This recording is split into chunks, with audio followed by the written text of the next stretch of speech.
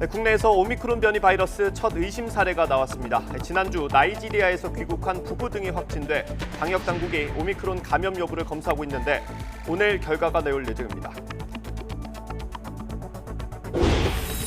어젯밤 9시까지 집계된 국내 코로나19 신규 확진자는 3,857명으로 동시간대 최다를 기록했습니다. 오늘 0시 기준으로 발표된 신규 확진자는 4,000명을 훌쩍 넘겨서 역대 최대치를 경신할 가능성도 있습니다. 제롬 파월 미국 연방준비제도 의장이 오미크론 우려에도 불구하고 테이퍼링의 속도를 내 금리 인상 시기가 앞당겨질 수 있음을 시사했습니다. 이번 달 연방공개시장위원회에서 이 문제를 논의할 계획인데 파월 의장의 발언이 전해지면서 미국 뉴욕 증시는 큰 폭의 하락세를 보였습니다. 네, 민주당이 오늘 선대위 쇄신을 위해서 2030 세대가 합류하는 2차 외부 인사 영입을 발표합니다. 국민의힘 윤석열 후보는 충청순의 마지막 날인 오늘 청년층 표심 잡기에 주력합니다. 대장동 의혹에 연루된 혐의로 사전 구속영장이 청구된 곽상도 전 의원의 구속 여부가 오늘 가려집니다. 화천대유가 참여한 성남의뜰 컨소시엄 구성 과정에서 하나은행 측에 영향력을 행사하고 아들을 통해 퇴직금 등의 명목으로 25억 원을 수수한 혐의인데 곽 전 의원은 법정에서 무고함을 밝히겠다고 말했습니다. 12월 첫날 강추위가 기승을 부리고 있습니다. 서울의 체감 온도가 영하 9도까지 떨어지고 경기 북부와 강원 북부, 영동 지역 등에 한파주의보가 내려졌습니다. 시청자 여러분 안녕하십니까? 네, 12월 1일 굿모닝 YTN 시작합니다. 네, 국내에서 오미크론 변이에 감염된 것으로 의심되는 첫 사례가 나왔습니다. 네, 나이지리아에 다녀온 부부인데요. 변이 여부를 확인할 수 있는 유전체 검사 결과는 오늘 저녁쯤 나올 것으로 보입니다. 김주환 기자입니다. 국내에서 코로나19 오미크론 변이에 감염된 것으로 의심되는 첫 사례가 나왔습니다. 모더나 백신 접종을 마치고 11월 중순에 약 열흘간 나이지리아를 방문한 40대 부부입니다. 이들은 지난달 24일 오후 인천공항을 통해 귀국한 뒤 PCR 검사에서 양성 판정을 받았습니다. 방역당국은 아프리카 여행 뒤 확진이 된 데다 현재 사용 중인 변이 PCR에서 델타에는 음성이 나왔고 알파, 베타, 감마와 오미크론에 동시에 나타나는 사이트에서 양성이 나타나 오미크론 의심 사례로 분류하게 됐다고 설명했습니다. 보건당국은 이들 부부와 함께 접촉한 지인과 동거가족 10대도 코로나19에 추가로 감염된 것을 확인했습니다. 확진자인 지인에 대한 변이 PCR 검사에서 역시 오미크론이 의심됐고 당국은 관련 확진자 4명 중 검체를 확보한 3명에 대한 전장 유전체 검사를 시행하고 있습니다. 결과는 오늘 저녁 늦게 나올 예정입니다. 당국은 또 이들 부부와 항공기를 함께 타고 국내에 들어온 45명에 대해서도 추적 관리를 하고 있다고 밝혔습니다. 남아공에서 처음 보고된 뒤 세계 각국에서 확인되고 있는 오미크론 변이는 현재 국내 코로나 유행을 주도하는 델타 변이보다 전파력이 훨씬 높은 것으로 알려졌습니다. 무엇보다 기존의 코로나 백신을 무력화할 수 있다는 점이 문제점으로 꼽힙니다. 문재인 대통령은 오미크론 의심 사례를 보고받고 오미크론 유입 차단을 위해 보다 강화된 입국 방역 조치를 즉각 시행하라고 지시했습니다. 정부도 오미크론 변이의 국내 유입 차단 및 대응 방안을 선제적으로 논의하기 위해 범부처 태스크포스를 구성하기로 했습니다. 방역당국은 또 오미크론 변이 발생국인 네덜란드와 독일에서 입국한 2명의 확진자에 대해서도 오미크론 변이 감염 여부를 분석하고 있습니다. YTN 김주환입니다. 현재 나와 있는 코로나19 항체 치료제 상당수는 오미크론 치료 효과가 떨어지는 걸로 나타났습니다. 월스트리트 저널은 미국 시애틀에 있는 프레드 허친슨 암 연구센터 연구 결과 오미크론 변이는 리제네론과 일라이 릴리의 항체 치료제가 바이러스에 결합하는 능력을 약화하거나 없애는 것으로 나타났다고 전했습니다. 독일 바이오엔테크사 최고 경영자가 화이자 백신이 오미크론 변이에 감염 시 중증 환자로 전환하지 않도록 강력한 보호를 제공할 것이라고 예상했습니다. 미국 화이자 백신을 공동 개발한 우구르사인 바이오엔테크 CEO는 새 변이가 항체를 회피할 수 있다고 해도 여전히 면역세포의 공격을 받을 것이라며 이같이 밝혔습니다. 다만 오미크론 변이에 감염된 경증 환자에게는 백신의 효능이 일부 떨어질 것으로 예상된다고 덧붙였습니다. 바이오엔테크는 앞으로 약 2주간 오미크론에 대응해서 코로나19 백신을 제조해야 할지 조사를 진행 중입니다.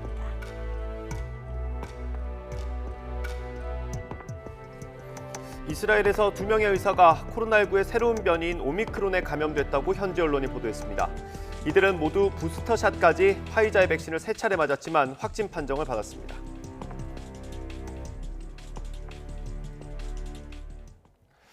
오미크론 변이가 유입된 홍콩은 외국과의 문은 신속하게 걸어 잠갔지만 중국과의 격리를 점차 풀겠다는 계획입니다. 네, 중국은 오미크론을 주시하고 있지만 현재 방역을 조금만 더 강화하면 된다는 입장입니다. 베이징에서 강성웅 특파원이 보도합니다. 홍콩은 이번 주 오미크론 감염이 또 확인되자 13개 국가를 입국 금지 대상으로 추가 지정했습니다. 지난주 첫 감염자 발생으로 남부 아프리카 8개국을 입국 금지한 데 이어 나온 신속한 조치입니다. 유럽과 캐나다, 호주 등을 포함해 오미크론으로 입국이 금지된 국가는 21개로 늘어났습니다. 홍콩 시민의 경우 어디서든 입국은 가능하지만 3주를 격리하면서 검사를 수시로 받도록 했습니다. Our existing system of the designated quarantine hotel is robust and also able to stop any transmission. 오미크론의 확산 우려에도 홍콩과 중국 사이의 문은 조만간 열릴 예정입니다. 중국은 올 연말까지 하루 최대 5,000명이 격리 없이 홍콩을 오갈 수 있도록 할 것으로 알려졌습니다. 오미크론 때문에 조금 늦춰지기는 했지만 홍콩과 중국 간에는 방역의 문턱을 확 낮추겠다는 겁니다. 현재의 봉쇄식 방역을 조금만 더 촘촘히 하면 오미크론을 막아낼 수 있다는 판단입니다.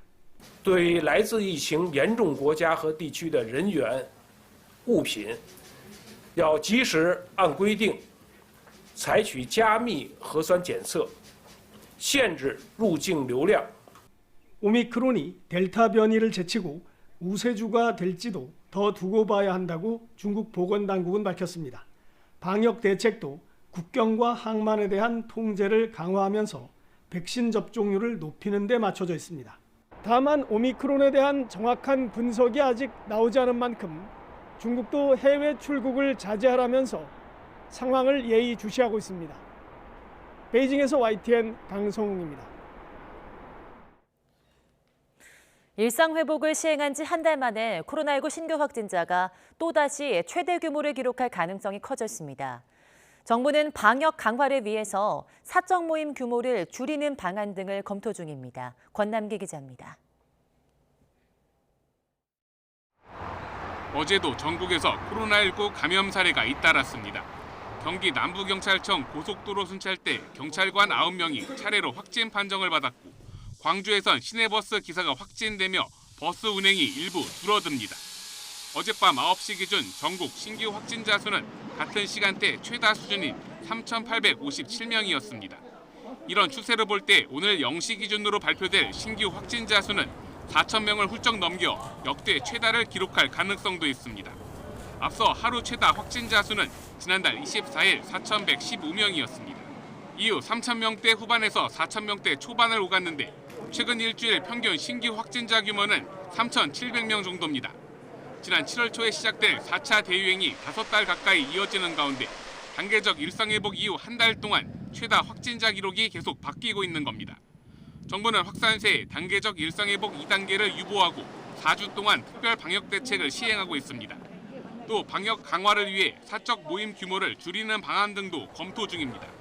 금주의 일상회복위원회를 중심으로 좀 다양한 의견을 들어보고 좀 사회적 조치에 대해서도 어느 정도 할 필요가 있을지를 결정하려고 하고 있습니다. 신규 확진자 급증으로 인해 지금의 일상회복 1단계를 계속 유지할지 정부의 고민이 깊어지고 있습니다. YTN 권남기입니다. 정부가 코로나19 확진자의 재택 치료를 의무화하면서 확진자의 동거 가족 역시 출근과 등교 등 외출이 제한됩니다. 보건당국은 입원 요인 등 특별한 사유가 없으면 재택치료가 원칙이라며 본인 동의와 관계없이 재택치료가 우선 적용되고 이를 강제할 수도 있다고 밝혔습니다. 이에 따라 동거인은 확진자가 재택치료를 받는 열흘간 출근이나 등교가 불가능하고 백신 미접종자의 경우에는 10일간 추가 격리를 해야 해 최대 20일 동안 격리하게 됩니다. 중대본은 출근을 못하게 되는 어려움을 고려해서 생활지원금을 추가로 지원하는 방안을 논의 중이라고 밝혔습니다.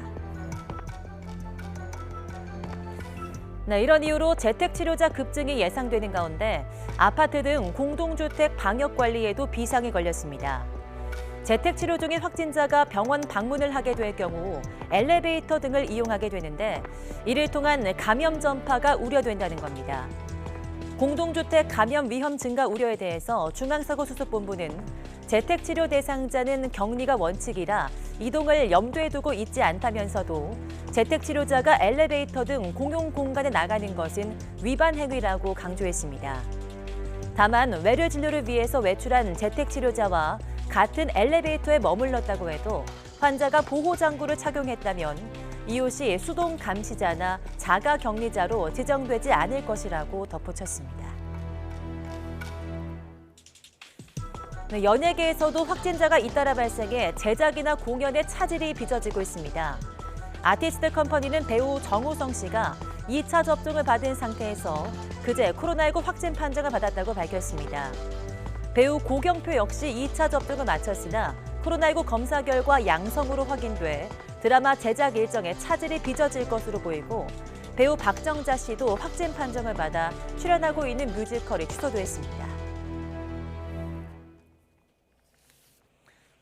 네, 단계적 일상회복 시행으로 허용됐던 영화관 내 음식물 섭취가 코로나19 상황 악화에 따라 한 달 만에 금지됩니다. 다만 뛰어앉기 해제와 상영 시간 연장 등은 그대로 유지됩니다.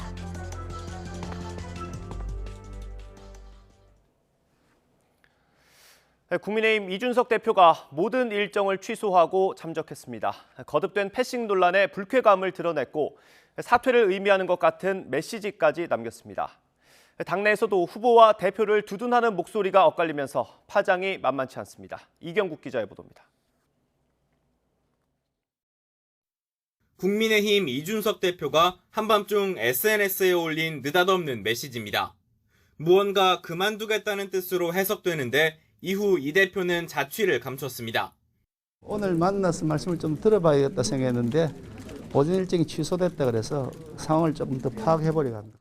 이 대표는 이 메시지를 남기기 전날에는 윤석열 후보 측 관계자가 김종인 총괄 선거대책위원장 자리를 사회적 약자 몫으로 대체한다고 말했다는 기사를 인용하며 공작이라고 분노를 표출하기도 했습니다.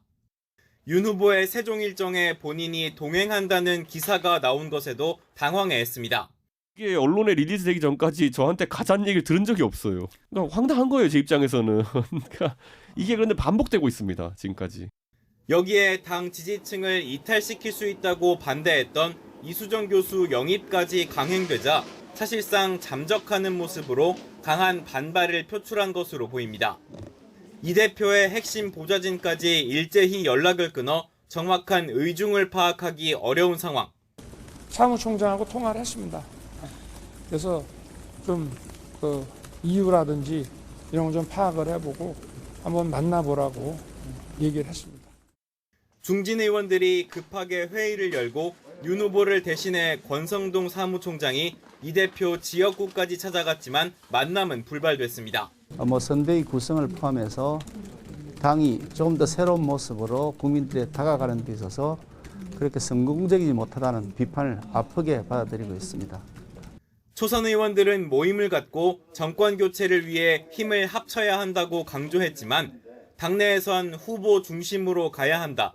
당대표의 고언을 외면하면 대선은 망한다로 의견은 엇갈립니다. 여기에 홍준표 의원은 이상한 사람들이 설쳐 선대위가 잡탕밥이 됐다며 이 대표가 선대위원장을 사퇴하고 대표로서 당만 지키는 것도 방법이라고까지 조언하면서 갈등은 증폭되고 있습니다. YTN 이경국입니다. 논란 속에도 윤석열 후보는 충청에서 현장 일정을 소화했습니다. 윤 후보는 2030 세대 목소리를 담기 위한 선대위 청년 보좌역을 공개 모집하겠다고 밝혔습니다. 기업을 방문한 자리에선 주 52시간제와 최저시급제가 중소기업 현실에 맞지 않다면서 없애겠다고 말했습니다. 김승환 기자의 보도입니다. 충청의 아들임을 내세우며 대전과 세종시를 훑은 윤석열 후보가 충북 청주에서 이틀차 일정을 이어갔습니다. 청주공항을 찾아서는 청주공항의 중부 거점화와 광역철도 도심 통과 등 지역 수건 사업을 해결하겠다며 균형 발전을 강조했습니다. 2차 전지를 만드는 강소기업을 방문한 자리에서는 주 52시간제나 최저시급 등 현 정부 시책에 대한 성토가 이어지자 비현실적이라고 비판하며 없애겠다는 뜻을 밝혔습니다.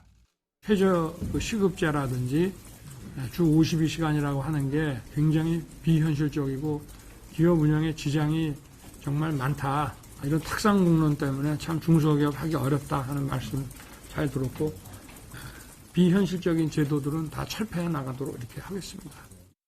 이어 청년 창업자와 청년 문화예술인을 만나고 시장을 찾아 심야 반성회를 여는 등 청년과 민생 행보에도 힘을 실었습니다.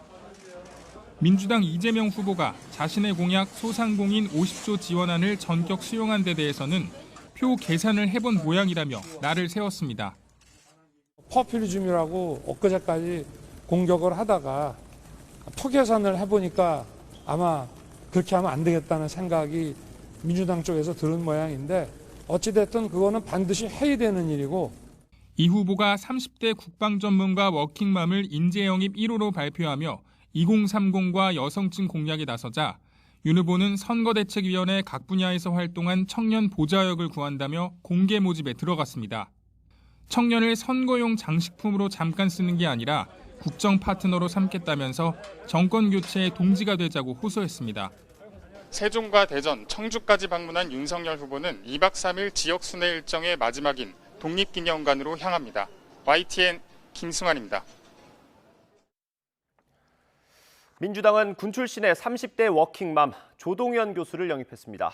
송영길 대표와 함께 선대위 투톱 자리를 맡겼습니다.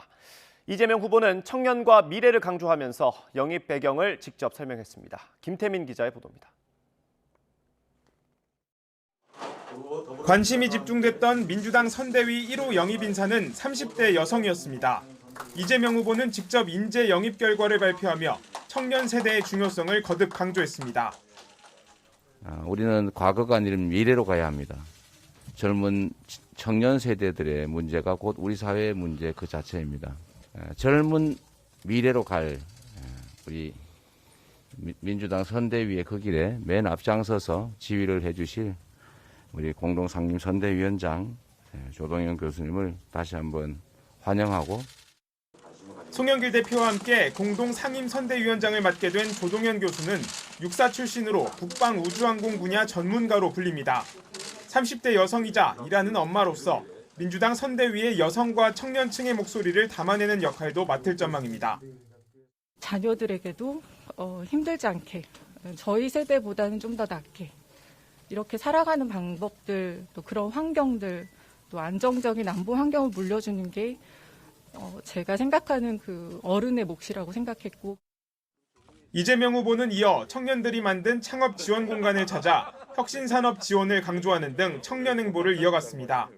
이 자리에서 주가 조작 의혹 사건에 연루된 윤석열 후보 부인 김건희 씨를 겨냥하는 듯한 발언을 하기도 했습니다.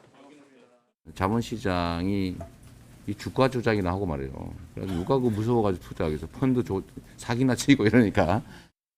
새로운 이재명의 민주당을 상징할 외부 인재 영입에 첫 발을 뗀 이재명 후보는 앞으로도 취약 지지층을 겨냥한 광폭 행보를 이어갈 전망입니다. 야심차게 영입한 새로운 인재들이 선대위 안에서 기대만큼의 역할을 하며 신선한 면모를 보여줄 수 있을지 주목됩니다. YTN 김태민입니다. 제롬 파월 미국 연방준비제도 의장이 채권 매입을 축소하는 이른바 테이퍼링 속도를 높일 수 있을 것이라고 밝혔습니다. 파월 의장은 상원에 출석해서 11월에 발표한 속도보다 더 빠르게 채권 매입을 줄일 수 있을 것으로 본다며 12월 연방공개시장위원회 정례회의에서 논의하겠다고 말했습니다. 이는 곧 기준금리 인상이 앞당겨질 수 있음을 뜻합니다. 파월 의장이 오미크론 변이에도 불구하고 테이퍼링의 속도를 높이겠다고 밝히면서 뉴욕 증시는 3대 지수 모두 1% 넘게 하락하고 있습니다. 그동안 공공분양에만 있던 사전청약이 처음으로 민간 아파트에 적용됩니다.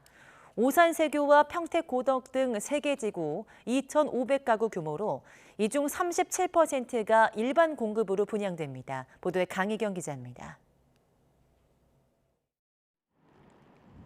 경기 오산시 세교 2지구의 한 아파트 부지입니다. 이 아파트 1,300여 가구를 대상으로 처음으로 민간 사전청약이 시작됩니다. 지금까지 공공분양에서만 시행되어 온 사전청약이 민간 물량으로도 확대되는 겁니다. 이 외에도 평택 고덕의 600여 가구, 부산 장안의 500여 가구 등 모두 2,500여 가구가 사전청약으로 공급됩니다. 수요자가 선호하는 전용 면적 84제곱미터 이상이 전체 물량의 절반을 차지합니다. 민간 사전청약 단지도 공공택지에 공급돼 분양가 상한제가 적용됩니다. 이번에 공급되는 물량 대부분은 3에서 4억 원대로 주변 시세의 60에서 80% 수준입니다. 일반 공급이 차지하는 비중은 37%입니다. 나머지 63%는 신혼부부와 생애 최초, 다자녀 등 특별 공급으로 공급될 예정입니다. 공공 사전청약보다 일반 공급 비율이 높고 전체 27%가 추첨제로 공급돼 더 다양한 계층이 참여할 수 있게 될 것으로 보입니다. 오는 13일부터 15일까지 접수가 진행되고 당첨자는 22일에 발표됩니다. 평택 고덕과 인천 검단에서도 3,400가구 물량의 2차 민간 사전청약이 시행됩니다. 정부는 이에 따라 올해 전체 6,000가구가, 내년에는 38,000가구가 민간 사전청약을 통해 공급될 것으로 보고 있습니다. 사전청약에 당첨되면 다른 지역 사전청약을 신청할 수 없고 무주택 자격을 본 청약까지 유지해야 합니다. 다만 민간 사전청약의 경우 당첨자 지위를 포기하면 다른 주택 사전 일반 청약이 가능합니다. 단지별 모집 공고문과 청약 관련 정보는 한국부동산원 홈페이지에서 확인할 수 있습니다. YTN 강희경입니다.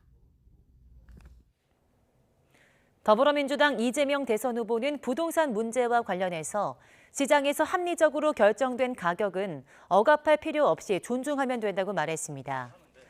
이 후보는 SNS에서 공급을 늘리고 비정상적 수요를 통제하면 시장에서 가격이 형성될 거라며 이같이 밝혔습니다. 이 후보는 높은 가격을 줘서라도 특정 위치에 특정 건물을 사고 싶은 수요는 인정해야 한다면서 통상적 가격보다 높다는 이유로 억압할 필요가 없고 상응하는 세금만 부과하면 된다고 적었습니다. 이어 금융과 조세, 거래제도 개혁으로 투기용 수요를 누르고 대규모 대대적 주택 공급 정책을 시행하면 국민이 고통받는 부동산 문제를 해결할 수 있다고 강조했습니다. 더불어민주당은 다주택자의 양도세를 인하하는 방안을 검토하고 있다고 밝혔습니다. 박완주 정책위의장은 국회에서 기자간담회를 열고 다주택자 양도세 인하를 당 차원에서 검토하냐는 질문에 배제하지 않고 검토하고 있다고 답했습니다. 박 정책위의장은 민주당 내부에서 양도세 완화 주장이 나오는 것을 두고 개인적인 의견이라고 들었다고 말했습니다. 다만 보유세가 올라간 상황에서 집을 팔고 싶어도 세금 때문에 내놓을 수 없다는 여론이 크다며 현장 의견을 수렴하고 있다고 덧붙였습니다. 침수로 어젯밤 9시부터 전면 통제됐던 서울 서부간선 지하도로의 통행이 오늘 오전 6시부터 재개됩니다. 서울시는 오늘 오전 5시부터 일찍 방향, 이후 6시부터는 성산 방향의 서부간선 지하도로 통행을 재개한다고 밝혔습니다. 앞서 서울시는 신정교 부근 약 150m 구간에 물이 넘치자 어제 아침 7시 20분부터 일찍 방향 차량 통행을 통제했습니다. 밤 9시부터는 복구를 위해서 반대편 성산 방향도 전면 통제했습니다. 애초 서울시는 복구 작업을 오늘 새벽 2시까지 끝마치려 했지만 수리와 배수 작업이 길어지면서 통행 재개가 늦춰졌습니다. 현재 서부간선 지하도로는 배수 등 임시 조치만 마친 상태로 고장 원인을 파악해서 완전 복구하는 데는 시간이 더 필요한 상황입니다. 아들의 퇴직금 50억 원으로 알선수재 혐의를 받는 곽상도 전 의원이 오늘 구속 기로에 섭니다. 검찰이 대가성을 입증했는지가 관건인데 오늘 영장심사 결과가 이른바 50억 클럽으로 상징되는 대장동 로비 의혹 수사에도 영향을 미칠 것으로 보입니다. 나혜인 기자의 보도입니다. 올해 초 곽상도 전 의원 아들이 화천대유에서 받은 50억 원은 결국 곽 전 의원 몫이었다는 게 검찰의 판단입니다. 지난 2015년 대장동 개발 사업자 선정을 앞두고 화천대유가 참여한 하나은행 컨소시엄이 무산될 위기를 막아준 대가로 본 겁니다. 화천대유 대주주인 김만배 씨가 곽 전 의원에게 하나은행의 컨소시엄 잔류를 부탁했다는 건데 영장에는 구체적인 인물이 아닌 하나은행 임직원으로만 되어 있는 것으로 전해졌습니다. 이를 근거로 금융기관 임직원 직무와 관련해 알선을 해주고 이익을 얻은 사람을 처벌하는 특정경제범죄법상 알선수재 혐의를 적용했습니다. 곽 전 의원은 혐의를 강하게 부인하면서 검찰의 영장 부실 부분을 집중적으로 파고들었습니다.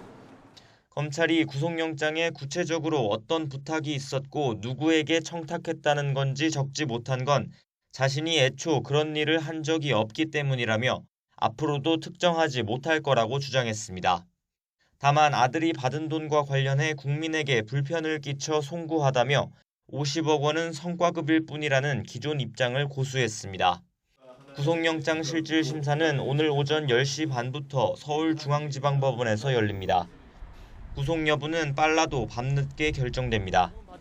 아들이 화천대유에서 거액을 받은 건 사실인 만큼 실제 곽 전 의원의 알선이 있었는지 50억 원이 그 대가인지 검찰이 소명하는 게 관건입니다. YTN 나희입니다.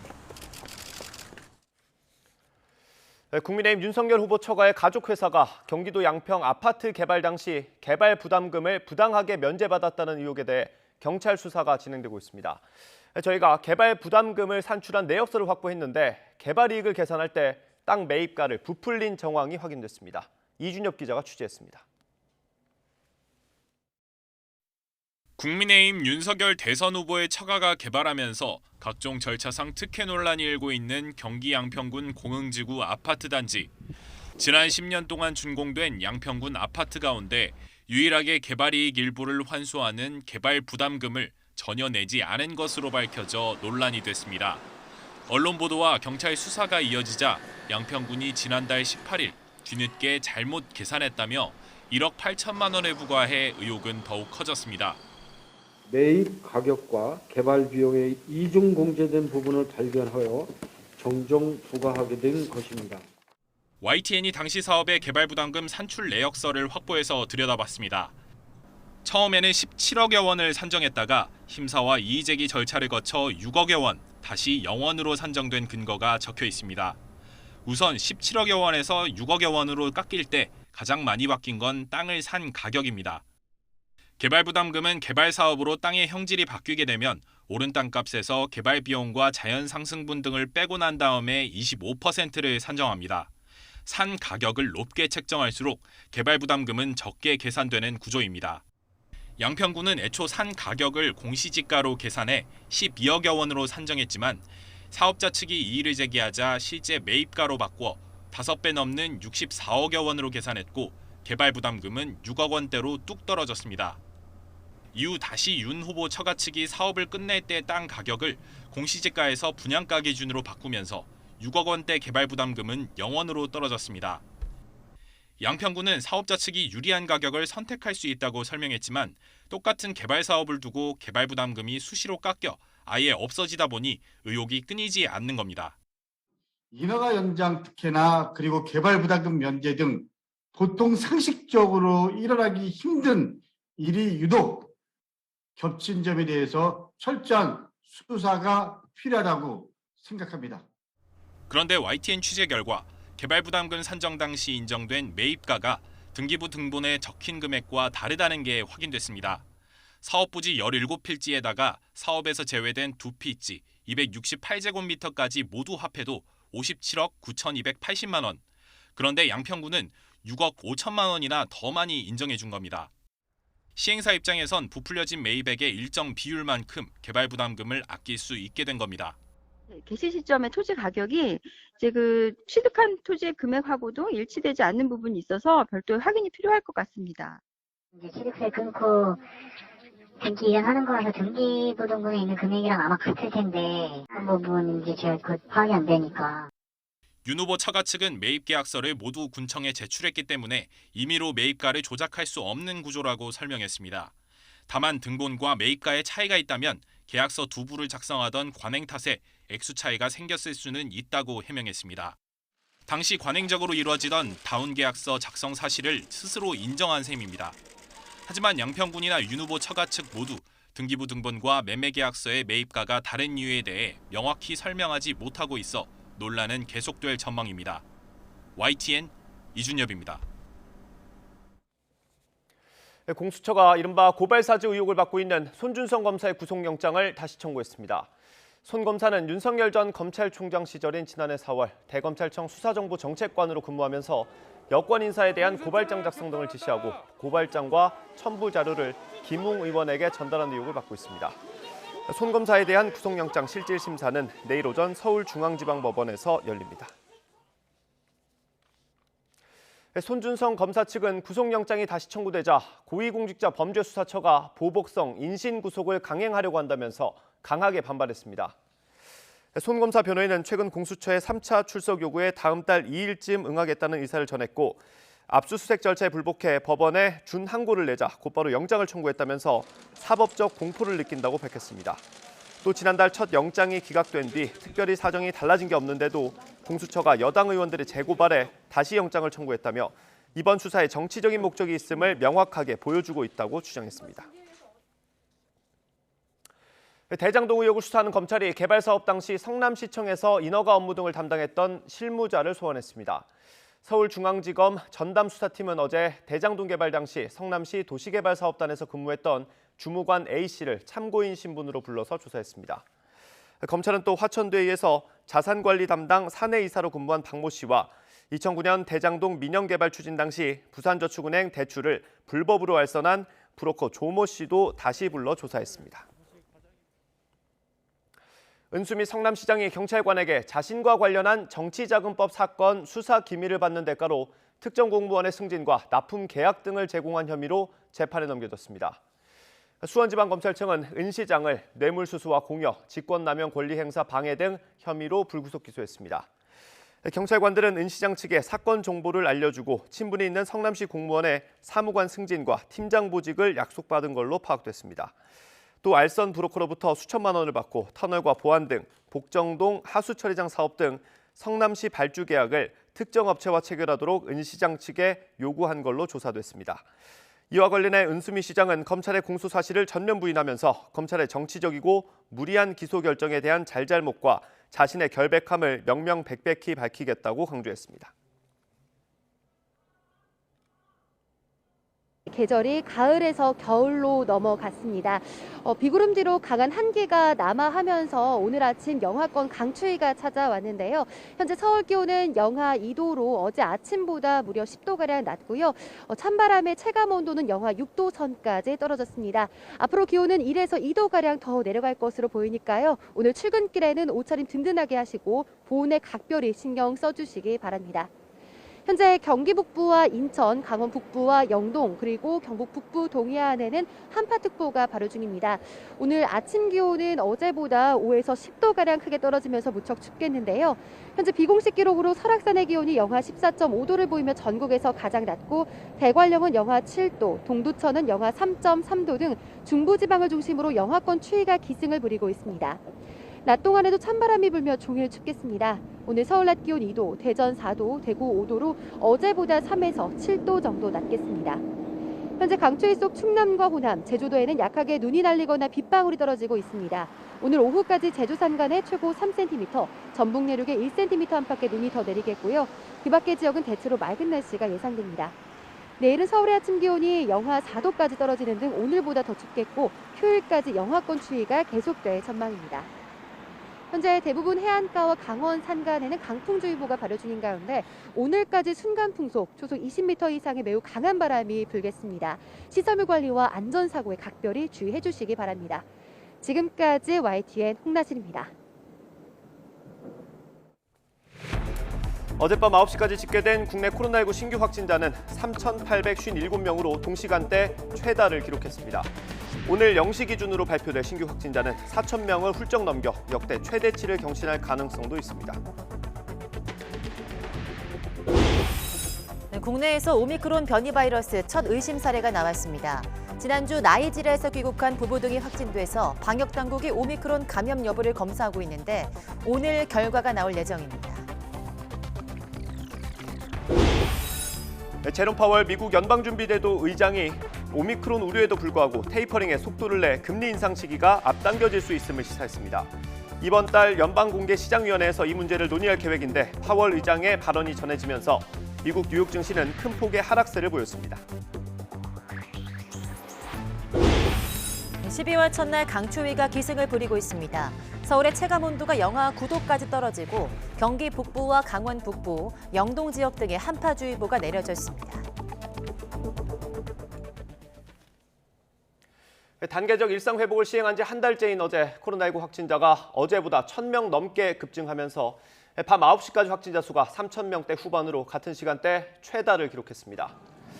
어제 0시부터 밤 9시까지 전국에서 양성 판정을 받은 확진자는 모두 3,857명으로 집계됐습니다. 전날 같은 시간보다 1,216명이나 많은 수치입니다. 이런 추세를 볼 때 오늘 0시 기준으로 발표될 확진자 수는 4,000명을 훌쩍 넘겨서 역대 최다 수치를 기록할 가능성도 있습니다. 네, 국내 첫 오미크론 변이 의심 사례가 발생했습니다. 질병관리청은 어제 나이지리아를 방문했던 인천 거주 부부 확진자가 오미크론 변이로 의심돼 현재 전장 유전체 검사 시행 중이라고 밝혔습니다. 결과는 오늘 저녁 늦게 확인될 예정입니다. 역학조사 결과 이들 부부는 지난 10월 모더나 접종을 마치고 지난달 14일부터 23일까지 나이지리아를 방문했습니다. 이후 25일 검사에서 코로나19 확진 판정을 받았습니다. 방역당국은 이들이 공항에서 자택까지 오는 걸 도운 지인과 동거 가족 등 모두 2명이 추가로 확진됐으며 이 가운데 지인 역시 오미크론 변이로 의심돼 추가 검사를 진행 중이라고 설명했습니다. 방역당국은 또 오미크론 변이 의심 부부와 항공기를 함께 탄 탑승자들에 대해서도 초적 관리를 하고 있다고 덧붙였습니다. 문재인 대통령은 오미크론 유입을 차단하기 위해 입국 방역 조치를 즉각 강화하라고 지시했습니다. 문 대통령은 국내에서도 오미크론 변이 의심 사례가 발견돼 분석 중이라는 보고를 받고 오미크론 TF를 중심으로 비상한 각오로 엄중히 대응하라고 주문했습니다. 또 아직 새로운 변이에 대한 분석이 충분히 이뤄지지 않았지만 향후 코로나 대응에 중대 국면이 될 수도 있는 상황이라면서 오미크론 변이 유입을 막기 위해 강화된 입국 방역 조치를 즉각 시행하라고 지시했습니다. 그러면서 오미크론 변이 판별을 위한 진단키트 개발을 조속히 완료하고 오미크론 변이에 대응하는 방역 전략을 국제협력과 전문가 논의를 통해 신속히 수립하고 시행할 것을 주문했습니다. 이와 함께 문 대통령은 확진자와 위중증 환자 증가에 더해 새로운 변이 유입으로 방역의 어려움이 가중되고 있는 상황이라면서 국민들에게도 철저하게 방역 수칙을 준수해달라고 당부했습니다. 오미크론 변이가 유럽을 중심으로 빠르게 번지고 있습니다. 특히 네덜란드에서는 남아프리카 공화국이 발표하기 전부터 감염자가 있었던 것으로 확인돼서 광범위한 확산이 우려되고 있습니다. 보도에 김선희 기자입니다. 영국에서 코로나19 변이인 오미크론 감염 사례가 20건 이상으로 크게 늘었습니다. 보건당국은 지역 감염도 이미 시작됐을 것으로 보고 있습니다. 영국은 대중교통과 상점 등에서 마스크 착용을 의무화하고 부스터샷에 총력을 기울이기로 했습니다. The target that we've set ourselves is to offer a booster to everyone eligible by the end of January. 프랑스도 상황이 악화하고 있습니다. 1일 코로나19 확진이 5만 명가량으로 주말에는 3차 유행 때보다 심각해질 것으로 보고 있습니다. 오미크론 사례도 더 늘어날 것이란 예상입니다. 독일, 벨기에 등 유럽연합 10개 나라에서 오미크론 감염은 40여 건을 훌쩍 넘었습니다. 특히 네덜란드에서는 남아프리카 공화국이 세계보건기구에 오미크론을 보고하기 전부터 이미 감염자가 있었던 것으로 확인됐습니다. 유럽 안에서 더 빠르고 광범위한 확산이 이루어졌을 것으로 우려되는 대목입니다. 그동안 각 나라는 아프리카 남부 지역 국가들에 대해서만 국경을 봉쇄해 왔습니다. Any further damage is done on our economies and to the livelihoods of our people. There is no scientific justification whatsoever. 네덜란드의 발표로 오미크론이 언제 어디서 처음 발생했는지 파악하는 게 어려워지며 세계 각국의 방역 대책이 더 힘들게 됐습니다. YTN 김선입니다. 일본에서도 오미크론 변이가 처음으로 확인됐습니다. 외국인 입국 금지라는 강력한 조치를 시작한 첫날 새 변이가 들어온 것이 확인되자 일본 정부는 추가 대응에 비상이 걸렸습니다. 도쿄 이경아 특파원이 보도합니다. 상륙은 시간 문제로 여겨졌던 오미크론 변이가 일본에서도 확인됐습니다. 나미비아 외교관인 30대 남성은 지난 28일 나리타 공항검역에서 코로나 양성 판정을 받았습니다. 이미 새 변이가 나타난 나미비아에서 도착한 뒤 감염이 확인되자 방역 당국은 유전자 분석을 진행했습니다. 我が国でオミクロン株が確認されたのはこれが初めてとなります。現在、当該入国者は医療機関において隔離を実施していると。 이제 관건은 동행한 가족 그리고 같은 비행기에 탄 사람 가운데 추가 감염자가 나올지 여부입니다. 일본 정부는 긴급 대책회의를 열어 감염자와 같은 비행기에 탄 승객 70여 명을 모두 밀접 접촉자로 관리하기로 했습니다. 이틀에 한 번 검사를 시행하고 격리를 제대로 지키는지 앱 등을 통해 수시로 확인하겠다는 겁니다. 기시다 총리는 관계부처가 전담팀을 신설해 새 변이에 대응할 것을 지시하는 등 국민 불안을 가라앉히는 데 주력하고 있습니다. オミクロン株のリスクへの耐性、これは各国以上に強いと認識をしています。国民の皆さんには落ち着いて対応するよう呼びかけたいと思います。 입국 금지 직전 서둘러 비행기에 올랐던 외국인들은 공항에 도착해 불안과 우려를 드러냈습니다. 出発できるかできないか最初がそれにちょっと心配になって、もうちょっと慎重に進めてほしかったっていうことは正直なことです。 당초 한 달 정도로 예상된 입국 금지는 새 변이가 확인되면서 얼마나 이어질지 알 수 없게 됐습니다. 이미 시중에 변이가 확산 중일 가능성도 배제할 수 없는 만큼 일본 정부는 긴장 속에 상황을 주시하고 있습니다. 도쿄에서 YTN 이경아입니다. 자오리젠 중국 외교부 대변인은 오미크론의 출현에도 불구하고 내년 2월 베이징 동계올림픽은 성공적으로 치러질 것으로 믿는다고 말했습니다. 자오리젠 대변인은 정례 브리핑에서 오미크론 변이가 도전이 될 것으로 생각하지만 중국은 코로나19의 방역 경험이 있다면서 이같이 밝혔습니다. 이와 함께 코로나19는 인류 공통의 적이라면서 중국은 아프리카 남부를 포함한 국제사회와 협력해 코로나19를 극복하기를 희망한다고 덧붙였습니다. 현재 나와 있는 코로나19 항체 치료제의 상당수가 새로운 변이 바이러스인 오미크론에 대한 치료 효과가 떨어지는 것으로 나타났습니다. 미국의 생명공학 회사인 리제네로는 현지 시각 30일 초기 시험 결과에서 이 회사에서 개발한 항체 치료제 리젠코브가 오미크론 변이에 덜 효과적인 것으로 나타났다고 밝혔다고 월스트리트 저널과 로이터 통신이 보도했습니다. 리제네로는 실제 오미크론 변이 바이러스의 염기 서열을 활용해서 자사 치료제에 미치는 영향을 확인하고 계량화하기 위한 추가 시험을 진행하고 있습니다. 회사 측은 리젠코브뿐 아니라 이와 유사한 다른 회사의 항체 치료제도 오미크론 변이에 대한 치료 효과가 떨어질 수 있다고 설명했습니다. 월스트리트 저널은 미국 시애틀에 있는 프레드 허친슨 암 연구센터가 오미크론 변이는 리제네론과 일라일릴리의 항체 치료제가 바이러스에 결합하는 능력을 약화하거나 없애는 것으로 나타났다고 전했습니다. 제롬 파월 미국 연방준비제도 의장이 채권 매입을 축소하는 이른바 테이퍼링의 속도를 높일 거라고 시사했습니다. 이 발언 이후 뉴욕 증시는 모두 1% 넘게 하락했습니다. 김진호 기자의 보도입니다. 파월 의장은 상원 금융위원회 청문회에서 새로운 코로나19 변이의 출현이 불확실성을 높일 수 있다고 지적했습니다. The recent rise in COVID-19 cases and the emergence of the Omicron variant pose downside risks to the employment and economic activity and increased uncertainty for inflation. 연준은 11월 연방공개시장위원회 FOMC를 통해 11월과 12월에 한해 채권 매입을 통해 시중에 직접 유동성을 공급하는 양적 완화의 규모를 월 1,200억 달러에서 매달 150억 달러씩 줄이기로 했습니다. 그러나 이후 발표된 10월 소비자 물가 지수가 전년 동월보다 6.2% 급등한 것으로 나타나는 등 인플레이션 우려가 커진 상황입니다. 파월 의장은 현재 미국 경제는 매우 강하고 인플레이션 압력은 높다고 밝혔습니다. But it's also the case that price increases have spread much more broadly in the recent few months across the economy, and I think the risk of higher inflation has increased. 파월 의장은 12월 FOMC 정례회의에서 테이퍼링을 몇 달 일찍 끝내는 게 적절한지를 논의해야 할 것 같다고 말해 테이퍼링의 속도를 높일 것임을 시사했습니다. 파월 의장의 언급은 내년 이후에는 월 150억 달러보다 더 많이 매입 규모를 축소해 테이퍼링을 빨리 끝내겠다는 의미로 이는 곧 기준금리 인상이 앞당겨질 수 있음을 뜻합니다. 오미크론 변이 여파로 혼조세로 출발했던 뉴욕 증시는 파월 의장의 발언 이후 3대 지수 모두 하락했습니다.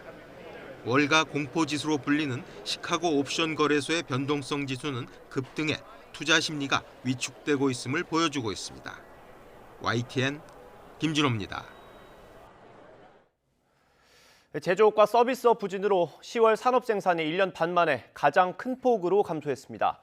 오미크론 변수까지 나오면서 경기 불확실성은 더 커질 것으로 우려됩니다. 정부는 내수와 투자, 재정 집행으로 총력 대응하기로 했습니다. 보도에 오인석 기자입니다. 차량용 반도체 수급 차질로 10월 자동차 생산은 전월보다 5.1%가 감소했습니다. 제조업 생산은 3.1% 줄었는데 글로벌 공급망 차질이 계속되며 넉 달째 감소했습니다. 서비스업도 0.3%가 줄었습니다. 금융상품 거래가 줄고 주가가 하락하며 금융보험업 생산이 2.1% 감소한 영향이 컸습니다. 제조업과 서비스업 부진 등으로 전산업 생산은 1.9% 줄었습니다. 지난해 4월 마이너스 2.0% 이후 1년 반 만에 가장 큰 폭의 하락입니다. 소비는 야외 활동이 늘며 아웃도어와 난방 가전제품 판매가 증가하면서 두 달째 오름세가 이어졌습니다. 설비 투자는 기계류와 선박 등 운송장비 투자가 모두 줄어 5.4% 감소했습니다. 현재와 향후 경기지표인 동행지수 순환변동치와 선행지수 순환변동치는 모두 하락했습니다. 최근에 회복 내지 경기 회복 내지 개선 흐름이 다시 멈칫거리는 모습을 보였다고 요약할 수 있을 것 같습니다. 국내의 코로나19 재확산 관련해서 오미크론도 말씀하셨는데 불확실성이 굉장히 지금 커지고 있는 상황이고요. 정부는 10월 생산 감소는 개천절과 한글날 등 대체 공휴일로 조업일 수가 줄고 기조 효과가 겹친 일시적 영향으로 분석하고 11월엔 실물 경제가 양호한 흐름을 보일 것으로 전망했습니다. 하지만 신종 바이러스인 오미크론 변수가 등장하면서 4분기 경기 불확실성이 커질 가능성에 주목하고 있습니다.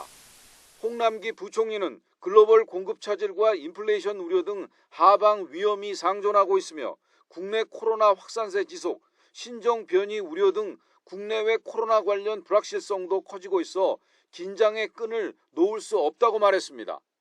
정부는 올해 남은 기간 내수와 투자, 재정 집행 등을 총동원해 성장력 회복에 대응하겠다고 밝혔습니다. YTN 오인성입니다. 민주당이 1주택자에 이어 다주택자의 양도세도 일시적으로 완화하는 방안을 검토하고 있다고 밝혔습니다. 부동산 민심을 의식한 건데 정부와 이견을 좁힐 수 있을지가 미지수입니다. 내년 내산안을 두고도 당정은 합의를 보지 못했습니다. 송재인 기자의 보도입니다. 1주택자 양도세 완화 법안이 국회 상임위원회 문턱을 넘는 날. 민주당의 입법을 총괄하는 김성환 원내수석 부대표는 한시적으로나마 다주택자 역시 양도세 완화 대상에 포함해야 한다는 뜻을 밝혔습니다. 이제 팔기도 좀 어려운 상황이어서 다주택자의 양도세는 일시 인하하는 방안이나 이런 건 좀 검토할 필요가 있다고 보여집니다. 박완주 정책위 의장 역시 당 차원에서 검토하고 있다고 발을 맞췄습니다. 늘어난 보유세에 다주택자들이 매물을 털어내고 싶어도 거래세 문턱에 막혀 잠김 현상이 길어지고 있다는 겁니다. 무엇보다 이재명 대선 후보가 거래세 완화 기조를 명확히 세웠습니다. 전 세계적인 추세를 따라서 거래세를 낮추고 보유세를 올려서 부동산 투기가 발생하지 않도록 할 수 있습니다. 1주택자에 이어 다주택자까지 민주당이 연일 양도세 완화 가능성을 띄우는 건 대선 전국에서 부동산 민심을 달래기 위한 차원으로 분석됩니다. 그러나 정부는 여야가 합의한 1주택자 양도세 완화조차 난색입니다. 부동산 시장의 안정에 이번에 양도소득세의 공제금액 기준 조정이 혹시 부동산 시장 불안 심리를 혹시 자극하지 않을까 굉장히 우려가 돼서 여기에 당정은 법정 시한이 코앞으로 다가온 내년도 예산안 진행을 두고도 이견을 좁히지 못하고 있습니다. 특히 이 후보가 내세운 지역화폐 예산과 관련해 민주당은 정부안 6조 원에서 21조 원으로 대폭 확대를 요구하고 있지만 정부는 받아들일 수 없다는 입장입니다. 아직 서로의 입장만 확인한 정도였고요. 주로 소상공인 지원 문제 관련해서 입장차가 액수에 대한 입장차가 조금 있고 그다음에 지역사랑 상품권 관련된 대선이 100일도 남지 않은 상황에서 민주당은 문재인 정부 부동산 정책 재검토에 속도를 내고 있습니다. 우선 거래세 완화로 정책 차별화에 시동을 걸고 있지만 완강한 입장의 정부를 설득하기도 쉽지 않아 보입니다. YTN 송재인입니다. 더불어민주당은 오늘 여의도 민주당사에서 선거대책위원회 쇄신을 위한 2차 외부 영입 인사를 발표할 예정입니다. 민주당 선대위에 새롭게 합류할 인사는 젊은 기업인을 포함해 2030 세대 청년 4명으로 이들은 선대위원급 역할을 맡을 것으로 전해졌습니다. 앞서 민주당은 우주항공 전문가인 30대 워킹맘 조동현 서경대 교수를 공동상임 선대위원장으로 임명하며 선대위 개편에 박차를 가했습니다. 이와 함께 이재명 후보는 방송 인터뷰를 통해 차기 국정운영 계획과 최근 현안에 관한 입장을 밝힐 예정입니다. 국민의힘 윤석열 후보는 충청 지역 순회 마지막 날인 오늘 청년층 공략에 주력합니다. 윤 후보는 오늘 오전 충남 천안에 있는 독립기념관을 둘러본 뒤 아산 폴리텍 대학교를 방문합니다. 윤 후보는 학생들과 대화를 나누며 일자리와 대학 교육의 부조화 문제 개선을 강조할 계획입니다. 오후에는 충남 북부 상공회의소에서 기업인과 간담회를 진행한 뒤 천안 문화공원을 찾아 시민들과 인사를 나누고 청년들과의 간담회도 진행할 예정입니다. 아들 퇴직금 등 50억 원과 관련해 알선 수재 혐의를 받는 곽상도 전 의원의 구속 여부가 이르면 오늘 결정됩니다. 서울중앙지방법원은 오늘 오전 10시 반 특정경제범죄 가중처벌법상 알선 수재 혐의를 받는 곽 전 의원의 사전 구속영장 심사를 엽니다. 곽 전 의원은 지난 2015년 화천대유가 참여한 하나은행 컨소시엄이 무산될 위기에 처하자 하나은행 측의 영향력을 행사해 성사시키고 그 대가로 아들을 통해서 50억 원을 받았다는 의혹을 받고 있습니다. 검찰은 지난달 27일 곽 전 의원이 소환 조사한 뒤 29일 사전 구속영장을 청구했습니다. 곽 전 의원의 구속 여부는 오늘 밤 결정될 것으로 전망됩니다. 네, 검찰이 산정한 곽상도 전 의원의 알선 소재 액수는 애초 알려진 50억 원의 절반인 25억 원인데요. 세금 등을 떼고 실제 받은 금액만 기준으로 한 건데 왜 그런 건지 김다현 기자가 짚어봤습니다. 검찰이 구속영장에 적은 알선 수재 액수는 25억 원입니다. 아들 광모 씨가 화천대유에서 받은 50억 원에서 세금 등을 뺀 돈입니다. 10억 원이 넘는 소득에 적용되는 세율이 40%가 넘으니까 세금만 20억 원이 넘을 것으로 추산됩니다. 혐의가 사실이라면 왜 굳이 거액의 세금을 내면서까지 이런 방법을 썼을까? 검찰은 천화동인 5호 정영학 회계사가 낸 녹취록에 단서가 있다고 보고 있습니다. 녹취록엔 화천대유 대주주 김만배 씨가 곽 의원은 현직인이 직접 주면 문제가 될 수 있다며 아들에게 배당으로 주는 게 낫다고 말한 내용이 담긴 것으로 전해졌습니다. 세금을 내더라도 합법적인 모양새를 갖추는 게 더 중요했을 거라는 의심이 드는 대목입니다. 과거 대법원은 형식적으로 체결한 고용계약에 따라 대가를 급여 형식으로 지급한 경우 원천 징수된 근로소득세 등을 제외하고 실제 받은 금액만 따져야 한다고 판결했습니다. 검찰 역시 이 같은 기존 판례에 근거해 받기로 책정된 금액이 아니라 실제 받은 금액을 기준으로 25억 원을 산정했다고 설명했습니다. 법조계에선 급여 명목이라 검찰이 산정한 것처럼 실수령액이 적합하다는 평가와 함께 총액 주의에 따라 50억 원을 범죄 액수로 봐야 한다는 분석이 엇갈리는데 법원이 어떤 판단을 내릴지 주목됩니다. YTN 김다현입니다. 국회 법제사법위원회에서는 대장동 특검 법안을 상정하라는 야당과 일방적인 특검법은 논의할 수 없다는 여당이 충돌하면서 파행했습니다. 박범계 법무부 장관은 국민의힘 윤석열 대선 후보의 부산저축은행 부실 수사 의혹에 대해서 수사 중인 것으로 파악하고 있다고 말했습니다. 발언들 직접 들어보시겠습니다. 민주당의 대선 후보인 이재명 후보도 조건 없이 특검 수용하겠다고 하고 있고, 또한 9월에 국민의힘이 제출한 특검법 당연히 오늘 상정이 돼야 됩니다. 그런데 특검법만 쏙 빼고 오늘 상정이 됐습니다. 결국은 이재명 후보나 민주당은 특검 도입에 대한 의지가 전혀 없다는 것입니다. SK를 중심으로 한 대기업, 그리고 법조인들, 그리고 정치 권력, 야당의 정치 권력들이었죠. 이 사람들이 똘똘 뭉쳐서 기득권 카르텔을 만들어가지고 이익을 얻어가려고 했던 사건입니다. 그래서 이 특검에 대해서 이런 얘기를 논의를 하는데 오히려 야당 김기현 원내대표가 지금 묵묵부답입니다. 부산저축은행 건에 대해서는 수사를 하고 있는 것으로 그렇게 파악하고 있습니다. 사실 이 부분에 대한 수사가 밝혀지지 않고서는 이번 개발비리 사건에 대한 원인이 밝혀지지 않는 거지 않습니까? 네, 중요한 수사 단서라고 생각합니다. 네. 고발 사주 의혹을 수사하는 고위공직자범죄수사처가 고발장 작성을 지시한 인물로 지목된 손준성 검사에 대해서 구속영장을 다시 청구했습니다. 첫 구속영장이 기각된 지 5주 만인데요. 손 검사 측은 사법적 공포를 느낀다며 강하게 반발했습니다. 보도에 김경수 기자입니다. 손준성 검사의 혐의는 첫 번째 구속영장과 마찬가지로 직권남용과 공무상 비밀누설, 개인정보보호법과 공직선거법 위반 등입니다. 모두 고발사주 의혹과 관련한 혐의들입니다. 손 검사는 지난해 4월 대검찰청 수사정보정책관 시절 여권 인사들에 대한 고발장 작성을 지시하고 고발장을 국민의힘 김웅 의원에게 전달한 혐의를 받고 있습니다. 앞서 공수처는 손 검사의 체포영장이 기각된 뒤 수사 비협조를 이유로 전격 구속영장을 청구했습니다.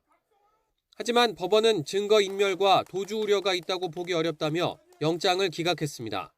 현명한 결정을 해주신 사법부에 감사드립니다. 네.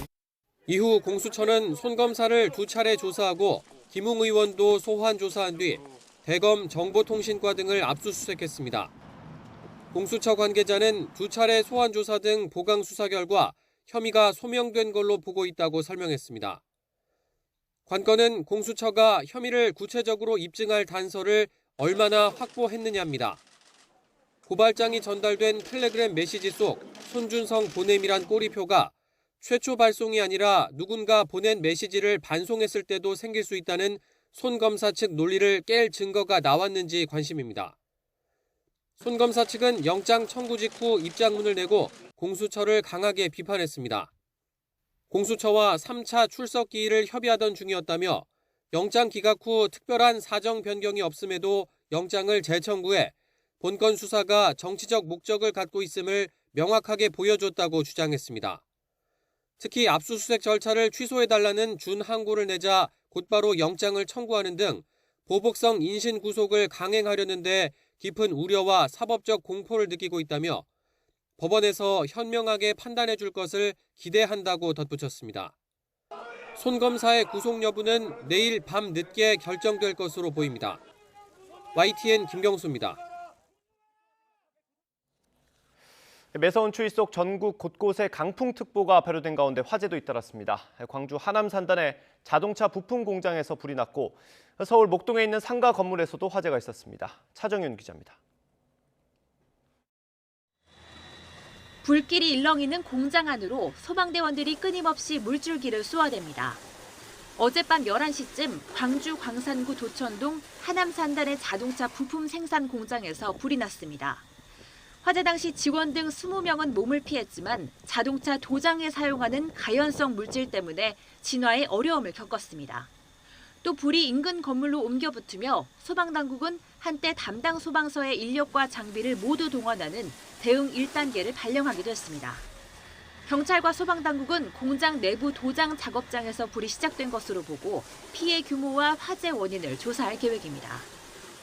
어젯밤 11시 40분쯤에는 서울 목동 2층 규모 건물에서 불이 났습니다. 소방관의 도움을 받은 2명이 건물에서 빠져나오며 인명피해는 없었지만 거센 불길에 건물 일부가 탔습니다. 소방당국은 건물 1층 일식당 주방에서 불이 난 것으로 보고 있습니다. 어제 저녁 8시쯤엔 광주시 동구 지산동의 상점에서 불이 나 2시간 반 만에 꺼졌습니다. 이 불로 다친 사람은 없었지만 상점 옥상에 설치한 비닐하우스가 불에 탔습니다. YTN 차정은입니다. 90대 할머니가 자신의 집에 들어온 남성에게 성폭행을 당했습니다. 할머니의 몸에서 가해자의 DNA까지 발견됐는데 경찰은 무혐의로 판단했습니다. 치매를 앓고 있는 할머니가 명확한 진술을 할 수 없어서 증거가 충분하지 않았다는 게 그 이유입니다. 홍민기 기자가 취재했습니다. 경기도 파주시의 작은 벽돌집. 이 집에 사는 96살 이모 할머니는 지난 3월 몹쓸 짓을 당했습니다. 같은 동네에 사는 80대 남성이 집 안에 들어와 치매를 앓고 있는 할머니를 성폭행한 겁니다. 이모 할머니가 당시 살던 집입니다. 할머니는 사랑방처럼 이 집 문을 항상 열어두고 이웃들을 맞이했는데요. 가해 남성은 이 열린 문으로 집 안방까지 들어왔습니다. 당시 다른 방에 있던 손녀는 범행 장면을 직접 목격하고 곧바로 경찰에 신고했습니다. 도망친 남성은 얼마 안 가 붙잡혔는데 범행한 적이 없다며 혐의를 완강히 부인하는 것으로 알려졌습니다.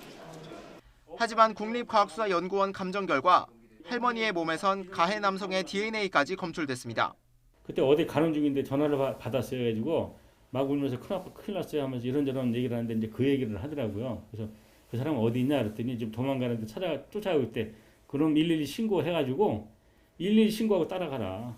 이 남성은 지난해 말부터 함께 사는 둘째 아들과 손녀가 집을 비운 틈을 타 할머니가 사는 집을 수차례 무단 침입했습니다.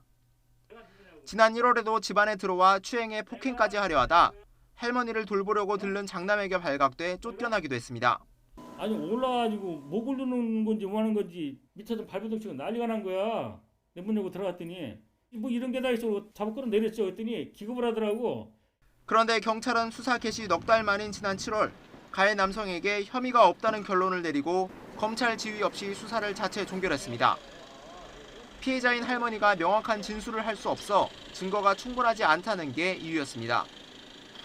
과학적 증거와 목격자 진술이 충분한데도 면죄부를 주는 결론을 내린 경찰에 대해 수사 의지가 부족했던 것 아니냐는 지적이 나옵니다. 사실은 수사기관의 의지와 역량, 가치관 이런 것들에 의해 좌지우지되는 겁니다. 중강제추행, 중강간미수 등이 법리적으로 충분히 검토되어서 송치되었어야 될 사건으로 보입니다. 이 사건을 수사한 경기 파주경찰서는 최선을 다해 수사했을 뿐이라며 구체적인 답변을 피했습니다. 피해 당사자와 이제 뭐 다 그런 저기들은 다 기본 조사 사항에 들어가잖아요. 수사를 할 때 최선을 다해서 수사를 하죠.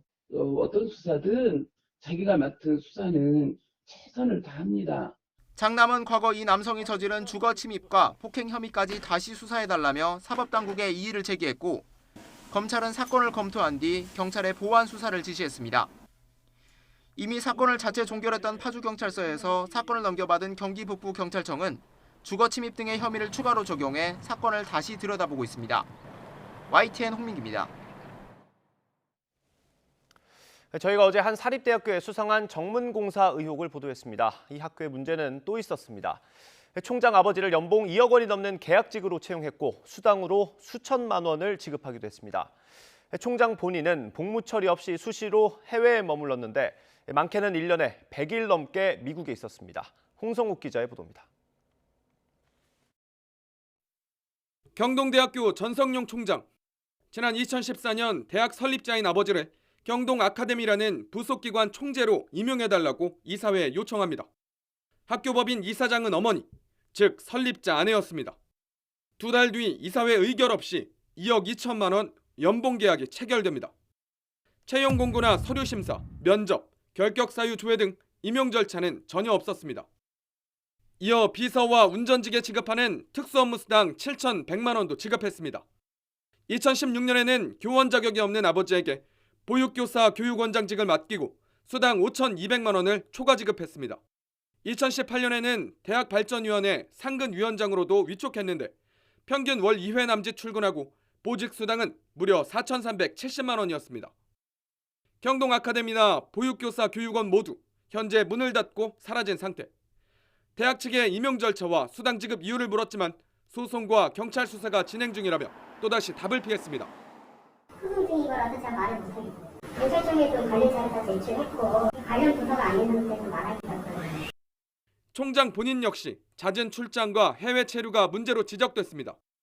2017년 3월부터 지난해 9월까지 공무 처리 없이 16차례에 걸쳐 349일 동안 미국에 체류했습니다. 특히 2018년에는 100박 101일 미국 출장계를 냈는데 그나마도 정해진 출장 기간에서 한 달여 지난 뒤에야 학교에 복귀했습니다. 대학 측은 외국인 유학생 유치와 재학생 해외 취업을 위해 총장이 발로 뛴 것이라고 해명했습니다. 실질적으로 미국 취업하고 내가 취업에 해외 취업에 상당히 공을 들이고 있거든요. 그러면 이제 어느 사람은 내년에 나왔다고 이외에도 교직원 채용 부당 개입과 재산세 교비 회계 집행, 연구 논문 부당 저자 표시 등 대학 전반에 걸쳐 문제가 지적된 상황. 교육부가 감사 결과를 토대로 부당 지급된 돈의 회수와 총장 해임을 대학 측에 요구했지만 대학 측이 총장 징계, 취소, 가처분 신청은 최근 법원이 인용한 것으로 알려졌습니다. 다만 이와 별개로 총장 일가는 배임과 업무방해 등의 혐의로도 고발된 상황. 경찰의 수사 결과에 관심이 쏠리고 있습니다. YTN 홍석입니다. 층간소음 흉기난동 사건 현장에 출동했던 경찰관 2명에 대해서 중징계 결정이 내려졌습니다. 인천경찰청은 징계위원회에서 층간소음 흉기난동 사건 당시 출동한 인천 논현경찰서 소속 경위와 순경 등 경찰 2명을 해임 처분하기로 했습니다. 감찰 조사 결과 두 경찰은 즉각적인 현장 조치 없이 현장을 이탈하는 등 부실 대응한 사실이 확인됐습니다. 영하의 날씨에 4살 딸을 도로에 두고 도망친 친모가 구속됐습니다. 인천경찰청은 아동복지법상 유기 등의 혐의로 30대 여성 A씨를 구속했습니다. 또 A씨와 함께 범행을 모의하고 유기에 가담한 20대 남성 B씨도 구속했습니다. A씨는 지난달 26일 밤 10시쯤 경기도 고양시의 한 도로에 4살 된 딸을 두고 도망친 혐의를 받고 있습니다. 경찰 조사에서 A씨는 평소 아이를 키우는 게 힘들어서 B씨와 함께 유기를 모의했다고 진술한 것으로 알려졌습니다. 한밤중 아파트 단지에서 시끄럽게 한다는 이유로 중학생에게 흉기를 들이댄 40대가 경찰에 체포됐습니다. 서울 중랑경찰서는 40대 정모 씨에 대해서 특수폭행 혐의로 구속영장을 신청했습니다. 정 씨는 밤 9시쯤 서울 중랑구 한 아파트 단지에 있는 놀이터에서 중학생에게 시끄럽게 떠든다며 협박하고 흉기를 들이댄 혐의를 받고 있습니다. 가습기 살균제 구제급여 지급 대상자가 16명 추가되면서 피해 인정자가 모두 4,274명으로 늘었습니다. 환경부는 제27차 가습기 살균제 피해구제위원회를 열고 2020년 9월 법 개정 이전 피해를 인정받지 못했던 피해자를 포함한 16명의 구제급여 지급과 함께 법 개정 이전 피해를 인정받았던 32명에 대한 피해 등급을 심의 의결했다고 밝혔습니다.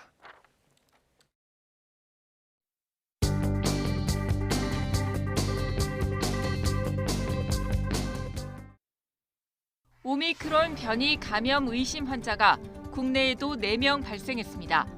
나이지리아에서 온 부부와 이 부부의 지인 가족입니다. 경상부족 4주 만에 전국으로 확산했습니다. 수도권은 90% 안팎 가동, 대전과 경북은 남은 병상이 하나도 없는데 오미크론까지 유입되면 감당하기 어렵다는 판단입니다. 경상부족으로 내놓은 코로나 환자 재택치료 원칙은 불안감을 키우고 있습니다. 환자와 함께 최대 20일간 강제 격리되는 동거인도, 돌봐줄 사람 없는 1인 가구도 감염과 생계 모두 걱정입니다. 잠적한 당대표, 안 붙잡는 대선 후보, 대선을 코앞에 두고 초유의 내전이 벌어졌는데 이 대표는 선대위 활동은 거부하고 당 대표 역할만 할 거라고 측근이 전했습니다. 민주당 이재명 후보는 자신이 앞세웠던 정책들을 잇따라 철회하고 있습니다. 여당은 다주택자 양도세 인하까지 추진하고 있는데 꺼냈다 하면 감세 카드로 대선을 앞둔 여당이 문재인 정부의 세금 정책을 뒤흔들고 있다는 비판 나옵니다. 정부가 성탄절 특사를 추진합니다. 사드 배치나 해군기지 반대 집회를 했던 시위 사범이 대거 포함될 거란 전망입니다. 전차 킬러, 미군 아파치대대 2사단 포병 본부가 한국에 상시 주둔합니다. 북한은 물론 중국에 대한 견제 강화가 핵심입니다. 국내 최장 해저터널인 보령 해저터널이 오늘 개통합니다. 조간 브리핑 김연아입니다. 청년들의 농촌 창업을 지원하는 이른바 창농타운이 전국에서 처음으로 전남에 문을 열었습니다. 청년 농업인들의 창업은 물론 네트워킹과 디지털 역량 강화에 산실이 될 것으로 기대되고 있습니다. 보도에 김범한 기자입니다. 전남 강진에서 많이 나는 귀리. 타임지는 귀리를 세계 10대 슈퍼푸드로 선정했습니다. 유럽에서 유학한 이 지희 씨는 현지인들이 귀리를 즐겨 먹는 것을 보고 창업하기 위해 서울에서 강진으로 터전을 옮겼습니다. 전라남도 강진에서 귀리가 재배된다는 걸 알게 됐고 귀리를 제가 좋아하다 보니까 귀리를 활용한 식품 개발 쪽에 관심이 생겨서 올해 1월에 창업하게 됐습니다. 이런 청년들을 지원하고 기르기 위한 창농타운이 전남에 처음으로 문을 열었습니다. 창농타운은 농업 분야 창업자와 유관기관의 협업, 라이브 커머스 공간과 창의적 아이디어의 사업화를 돕는 제품 지원센터 등 2개의 동으로 구성되어 있습니다. 되게 많은 인프라가 있기 때문에 이 부분을 다 거의 무료에 가깝게 사용할 수 있기 때문에 저 같은 스타트업은 자유롭게 활용할 수 있고 그걸 통해서 저희 역량을 더 펼칠 수 있는 데 큰 도움이 된 것 같습니다. 청년 창농타운은 전라남도가 전국 최초로 농업 분야의 연구 개발과 기술 보급 그리고 농업인 교육 등을 위해 만든 실습형 공간입니다. 뉴 노멀 시대 농촌 일자리 창출과 다양한 콘텐츠, 비즈니스 모델 개발로 농촌 공동체를 지키고 이끄는 청년들을 돕기 위해서입니다. 우리 청년들 농업 분야에 창업할 수 있는 공간이 없었어요. 그래서 제가 민선 측이 들어서 도지사 공약 사항으로 청년 창농타운을 만들겠다 이렇게 했고 오늘 이렇게 이제 개관을 하게 됐습니다. 오늘 2025년까지 청년 창농타운의 목표는 160개 기업 창업과 고용 창출 360여 명에 한 해 매출 320억 원 달성. 전남 농업기술원의 둥지를 튼 청년 창농타운이 청년이 돌아오는 녹색의 땅 전남의 창업 생태계 활성화에 기폭제가 될지 주목됩니다. YTN 김범환입니다. 출근길 찬바람이 강하게 불며 기온을 떨어뜨리고 있습니다. 현재 지도에 파란색으로 표시된 중부와 남부 일부 내륙에서 영하권을 보이고 있고요. 한파특보가 내려진 경기 북부와 강원 영동을 중심으로는 영하 10도 안팎까지 기온이 떨어졌는데요. 현재 설악산의 기온이 영하 14.7도, 파주는 영하 2.8도, 서울은 영하 2.2도를 보이고 있고 체감 추위는 이보다 5도가량이 더 낮게 느껴지고 있습니다. 나오실 때 따뜻한 옷차림 해주시기 바랍니다. 현재 대부분 지역에서 하늘은 맑게 드러나 있지만 충청과 호남 지방은 서해상에서 지속적으로 눈비구름이 유입되는 모습입니다. 오늘 오후까지 약한 비와 함께 제주 산간에는 최고 3cm의 눈이 내려 쌓이겠습니다. 낮 기온도 어제보다 3에서 7도가량 내려가며 종일 공기가 차갑겠습니다. 오늘 서울이 2도, 대전은 4도, 대구 5도가 되겠습니다. 내일은 서울 아침 기온이 영하 4도로 오늘보다 더 춥겠고요. 이번 추위는 휴일까지 이어지겠습니다. 지금까지 날씨 정보였습니다.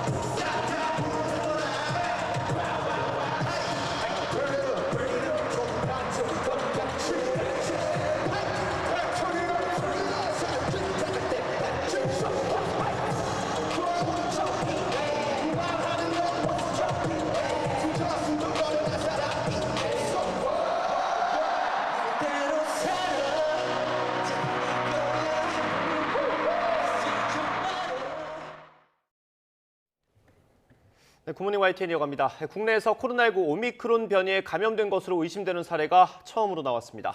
나이지리아에 다녀온 부부인데요. 변이 여부를 확인할 수 있는 유전체 검사 결과는 오늘 저녁쯤 나올 것으로 보입니다. 김주환 기자가 보도합니다. 국내에서 코로나19 오미크론 변이에 감염된 것으로 의심되는 첫 사례가 나왔습니다. 모더나 백신 접종을 마치고 11월 중순에 약 열흘간 나이지리아를 방문한 40대 부부입니다. 이들은 지난달 24일 오후 인천공항을 통해 귀국한 뒤 PCR 검사에서 양성 판정을 받았습니다. 방역당국은 아프리카 여행 뒤 확진이 된 데다 현재 사용 중인 변이 PCR에서 델타에는 음성이 나왔고 알파, 베타, 감마와 오미크론에 동시에 나타나는 사이트에서 양성이 나타나 오미크론 의심 사례로 분류하게 됐다고 설명했습니다. 보건당국은 이들 부부와 함께 접촉한 지인과 동거가족 10대도 코로나19에 추가로 감염된 것을 확인했습니다. 확진자인 지인에 대한 변이 PCR 검사에서 역시 오미크론이 의심됐고 당국은 관련 확진자 4명 중 검체를 확보한 3명에 대한 전장 유전체 검사를 시행하고 있습니다. 결과는 오늘 저녁 늦게 나올 예정입니다. 당국은 또 이들 부부와 항공기를 함께 타고 국내에 들어온 45명에 대해서도 추적 관리를 하고 있다고 밝혔습니다. 남아공에서 처음 보고된 뒤 세계 각국에서 확인되고 있는 오미크론 변이는 현재 국내 코로나 유행을 주도하는 델타 변이보다 전파력이 훨씬 높은 것으로 알려졌습니다. 무엇보다 기존의 코로나 백신을 무력화할 수 있다는 점이 문제점으로 꼽힙니다. 문재인 대통령은 오미크론 의심 사례를 보고받고 오미크론 유입 차단을 위해 보다 강화된 입국 방역 조치를 즉각 시행하라고 지시했습니다. 정부도 오미크론 변이의 국내 유입 차단 및 대응 방안을 선제적으로 논의하기 위해 범부처 태스크포스를 구성하기로 했습니다. 방역당국은 또 오미크론 변이 발생국인 네덜란드와 독일에서 입국한 2명의 확진자에 대해서도 오미크론 변이 감염 여부를 분석하고 있습니다. YTN 김주환입니다. 단계적 일상 회복을 시행한 지 한 달 만에 코로나19 신규 확진자가 또다시 최대 규모를 기록할 가능성이 커졌습니다. 정부는 방역 강화를 위해서 사적 모임 규모를 줄이는 방안 등을 검토 중입니다. 권남기 기자입니다. 어제도 전국에서 코로나19 감염 사례가 잇따랐습니다. 경기 남부경찰청 고속도로 순찰대 경찰관 9명이 차례로 확진 판정을 받았고 광주에선 시내버스 기사가 확진되며 버스 운행이 일부 줄어듭니다. 어젯밤 9시 기준 전국 신규 확진자 수는 같은 시간대 최다 수준인 3,857명이었습니다. 이런 추세로 볼 때 오늘 0시 기준으로 발표될 신규 확진자 수는 4,000명을 훌쩍 넘겨 역대 최다를 기록할 가능성도 있습니다. 앞서 하루 최다 확진자 수는 지난달 24일 4,115명이었습니다. 이후 3,000명대 후반에서 4,000명대 초반을 오갔는데 최근 일주일 평균 신규 확진자 규모는 3,700명 정도입니다.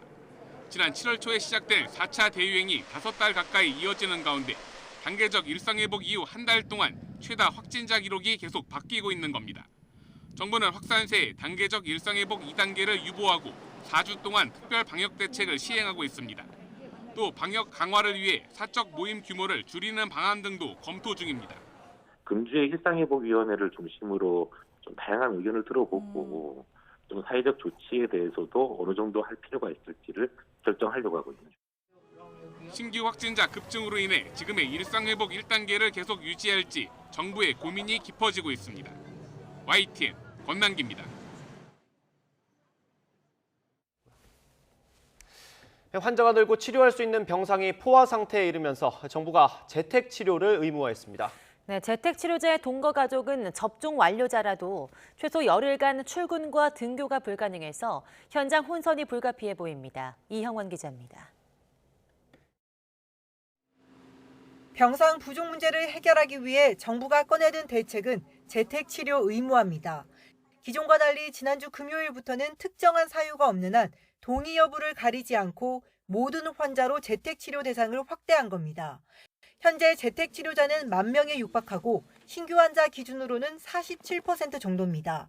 의료기관 196곳이 이들을 모니터링하면서 증상 변화가 생기면 단기 외래진료센터에서 대면 진료를 하고 응급 상황 발생 때는 구급차를 보내 환자를 병원으로 이송합니다.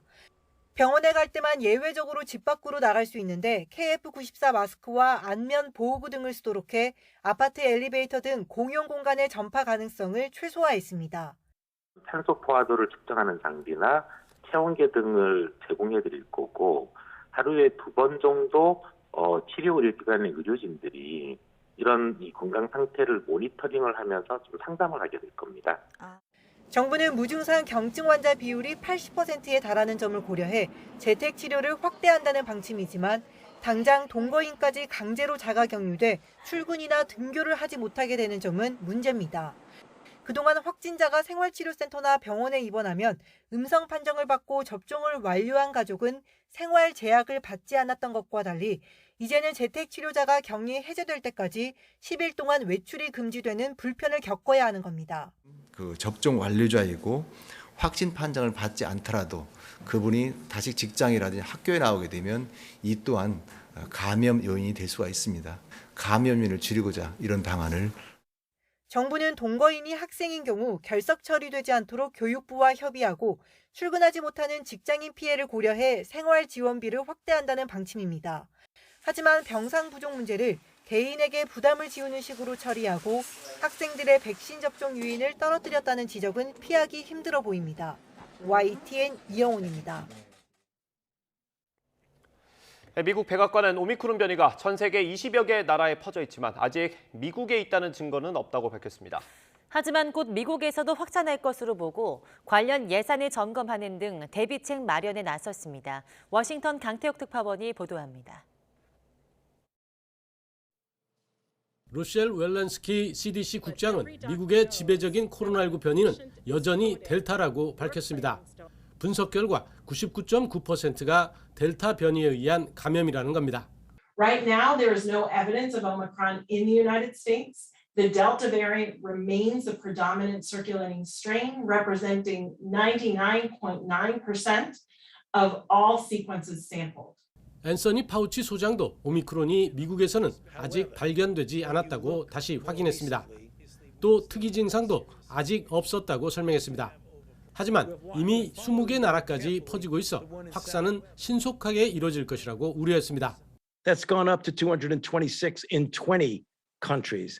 And I think you're going to expect to see those numbers change rapidly. Importantly, that has not yet been detected in the United States. 백악관은 이에 따라 가용 예산을 파악하는 등 확산에 대한 대비책 마련에 나섰습니다. 오미크론 특화 백신을 대량으로 즉각 구매해야 하는 최악의 상황이 생기면 추가 자금이 얼마나 필요한지도 검토하고 있습니다. 이런 가운데 미국 머크사 MSD는 자사의 알약 치료제가 오미크론에 대해서도 효과가 있을 것이라고 예상했습니다.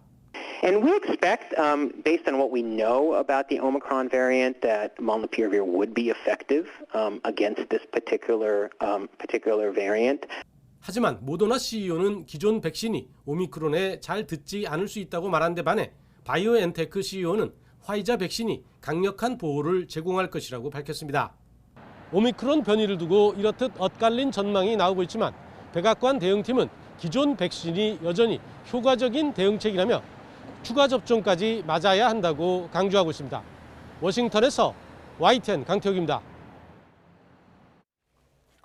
네, 오미크론 변이가 남아공에서 처음 보고되기 전에 이미 네덜란드에서 감염자가 나온 것으로 나타났습니다.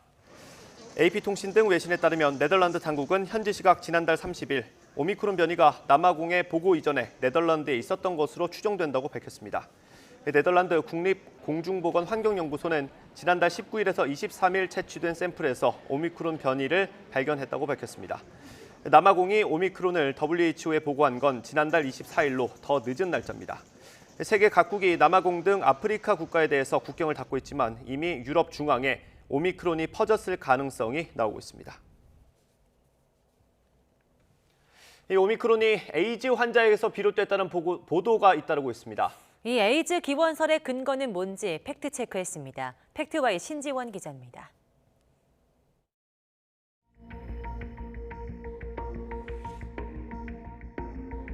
일상 회복으로 한 걸음씩 나아가던 전 세계를 다시 얼어붙게 만든 새로운 코로나19 변이 바이러스 오미크론.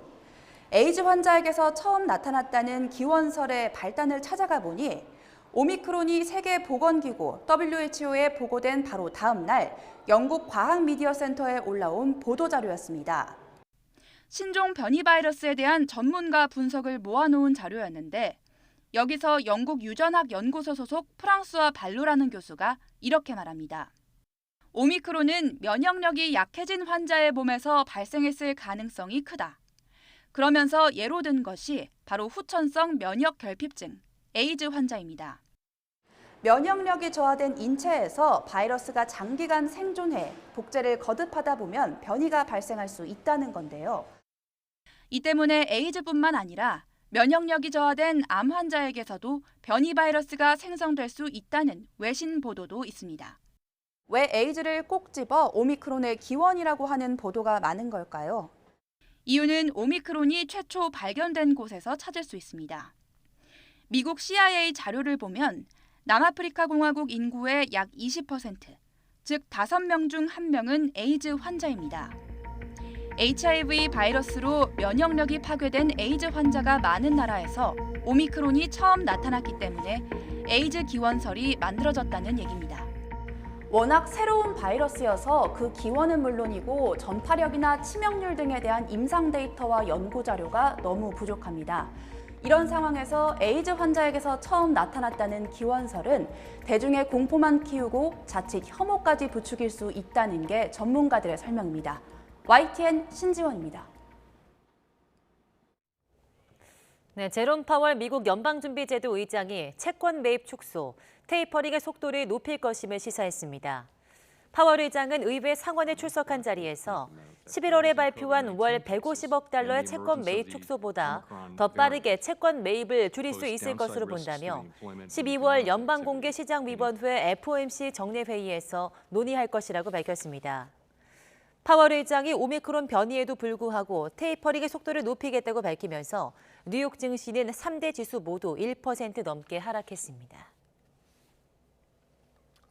국제유가는 현지 시각 지난달 30일 오미크론에 대한 우려로 또 급락했습니다.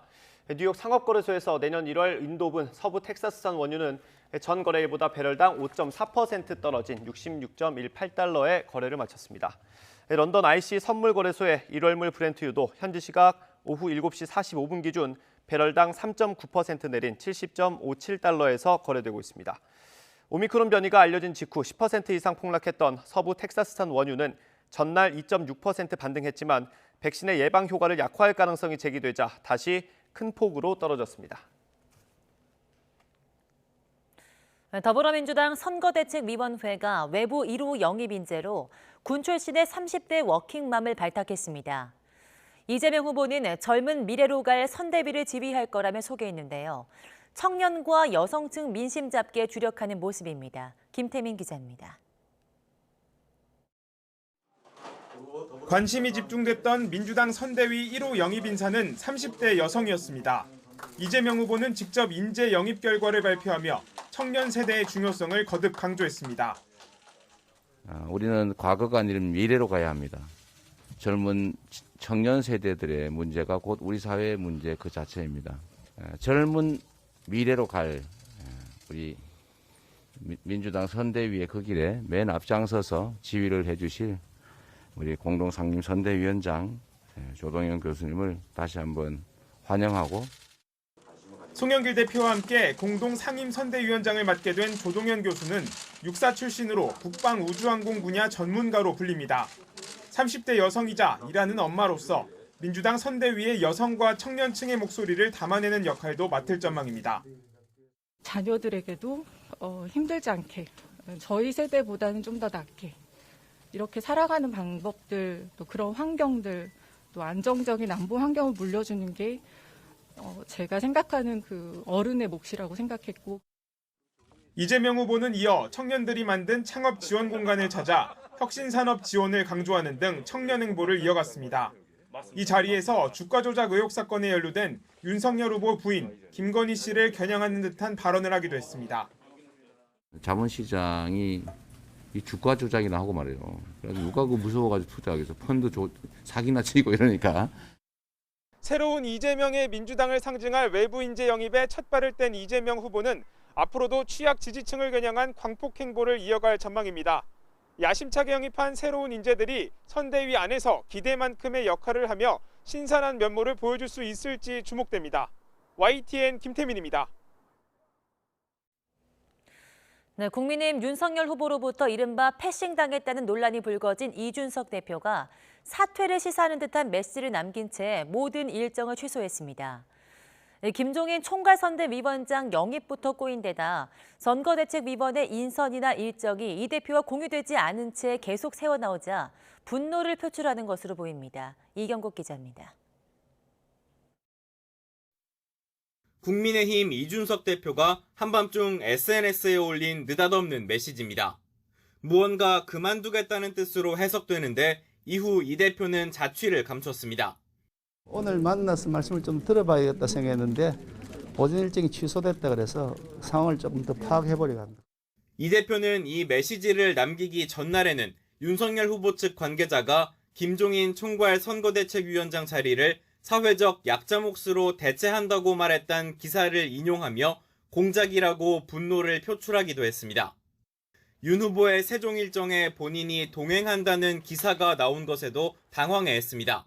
이게 언론에 리리즈되기 전까지 저한테 가짜는 얘기를 들은 적이 없어요. 그러니까 황당한 거예요, 제 입장에서는. 그러니까 이게 그런데 반복되고 있습니다, 지금까지.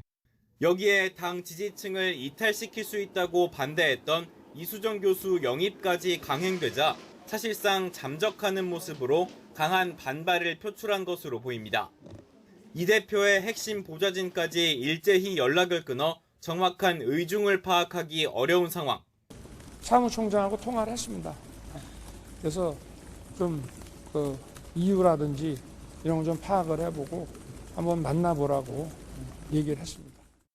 중진 의원들이 급하게 회의를 열고 윤 후보를 대신해 권성동 사무총장이 이 대표 지역구까지 찾아갔지만 만남은 불발됐습니다.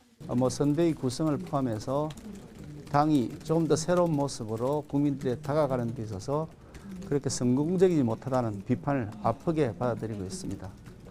초선 의원들은 모임을 갖고 정권 교체를 위해 힘을 합쳐야 한다고 강조했지만 당내에선 후보 중심으로 가야 한다. 당대표의 고언을 외면하면 대선은 망한다로 의견은 엇갈립니다. 여기에 홍준표 의원은 이상한 사람들이 설쳐 선대위가 잡탕밥이 됐다며 이 대표가 선대위원장을 사퇴하고 대표로서 당만 지키는 것도 방법이라고까지 조언하면서 갈등은 증폭되고 있습니다. YTN 이경국입니다. 아들의 퇴직금 50억 원으로 알선 수재 혐의를 받는 곽상도 전 의원이 오늘 구속 기로에 섭니다. 검찰이 대가성을 입증했는지가 관건인데요. 오늘 영장 심사 결과가 이른바 50억 클럽으로 상징되는 대장동 로비 의혹 수사에도 영향을 미칠 것으로 보입니다. 나혜인 기자가 보도합니다. 올해 초 곽상도 전 의원 아들이 화천대유에서 받은 50억 원은 결국 곽 전 의원 몫이었다는 게 검찰의 판단입니다. 지난 2015년 대장동 개발 사업자 선정을 앞두고 화천대유가 참여한 하나은행 컨소시엄이 무산될 위기를 막아준 대가로 본 겁니다. 화천대유 대주주인 김만배 씨가 곽 전 의원에게 하나은행의 컨소시엄 잔류를 부탁했다는 건데 영장에는 구체적인 인물이 아닌 하나은행 임직원으로만 되어 있는 것으로 전해졌습니다. 이를 근거로 금융기관 임직원 직무와 관련해 알선을 해주고 이익을 얻은 사람을 처벌하는 특정경제범죄법상 알선수재 혐의를 적용했습니다. 곽 전 의원은 혐의를 강하게 부인하면서 검찰의 영장 부실 부분을 집중적으로 파고들었습니다. 검찰이 구속영장에 구체적으로 어떤 부탁이 있었고 누구에게 청탁했다는 건지 적지 못한 건 자신이 애초 그런 일을 한 적이 없기 때문이라며 앞으로도 특정하지 못할 거라고 주장했습니다. 다만 아들이 받은 돈과 관련해 국민에게 불편을 끼쳐 송구하다며 50억 원은 성과급일 뿐이라는 기존 입장을 고수했습니다. 구속영장 실질 심사는 오늘 오전 10시 반부터 서울중앙지방법원에서 열립니다. 구속 여부는 빨라도 밤늦게 결정됩니다. 아들이 화천대유에서 거액을 받은 건 사실인 만큼 실제 곽 전 의원의 알선이 있었는지 50억 원이 그 대가인지 검찰이 소명하는 게 관건입니다. YTN 나인입니다. 대장동 의혹을 수사하는 검찰이 개발 사업 당시 성남시청에서 인허가 업무 등을 담당했던 실무자를 소환했습니다. 서울중앙지검 전담수사팀은 어제 대장동 개발 당시 성남시 도시개발사업단에서 근무했던 주무관 A씨를 참고인 신분으로 불러 조사했습니다. 검찰은 또 화천대유에서 자산관리 담당 사내이사로 근무한 박모 씨와 2009년 대장동 민영개발 추진 당시 부산저축은행 대출을 불법으로 알선한 브로커 조모 씨도 다시 불러 조사했습니다. 네, 공소처가 이른바 고발사주 의혹을 받는 손준성 검사의 구속영장을 다시 청구했습니다. 손 검사는 윤석열 전 검찰총장 시절인 지난해 4월 대검찰청 수사정보정책관으로 근무하면서 여권 인사에 대한 고발장 작성 등을 지시하고 고발장과 첨부 자료를 김웅 의원에게 전달한 의혹을 받고 있습니다. 손 검사에 대한 구속영장 실질 심사는 내일 오전 서울중앙지방법원에서 열립니다. 네, 손준성 검사 측은 구속영장이 다시 청구되자 공소처가 보복성 인신구속을 강행하려 한다며 강하게 반발했습니다. 손 검사 변호인은 최근 공소처의 3차 출석 요구에 다음 달 2일쯤 응하겠다는 의사를 전했고 압수수색 절차에 불복해서 법원에 준항고를 내자 곧바로 영장을 청구했다며 사법적 공포를 느낀다고 밝혔습니다. 또 첫 영장이 기각된 뒤 특별히 사정이 달라진 게 없는데도 공소처가 여당 의원들의 재고발에 다시 영장을 청구했다며 이번 수사에 정치적 목적이 있음을 명확하게 보여주고 있다고 주장했습니다. 공공택지 민간 분양 아파트의 사전 청약 일정이 처음으로 공개됐습니다. 국토교통부는 오산 세교이와 평택 고덕, 부산 장안 등 3개 지구에서 총 2,500호가 사전 당첨자 모집 공고를 시작으로 첫 공급에 착수한다고 밝혔습니다.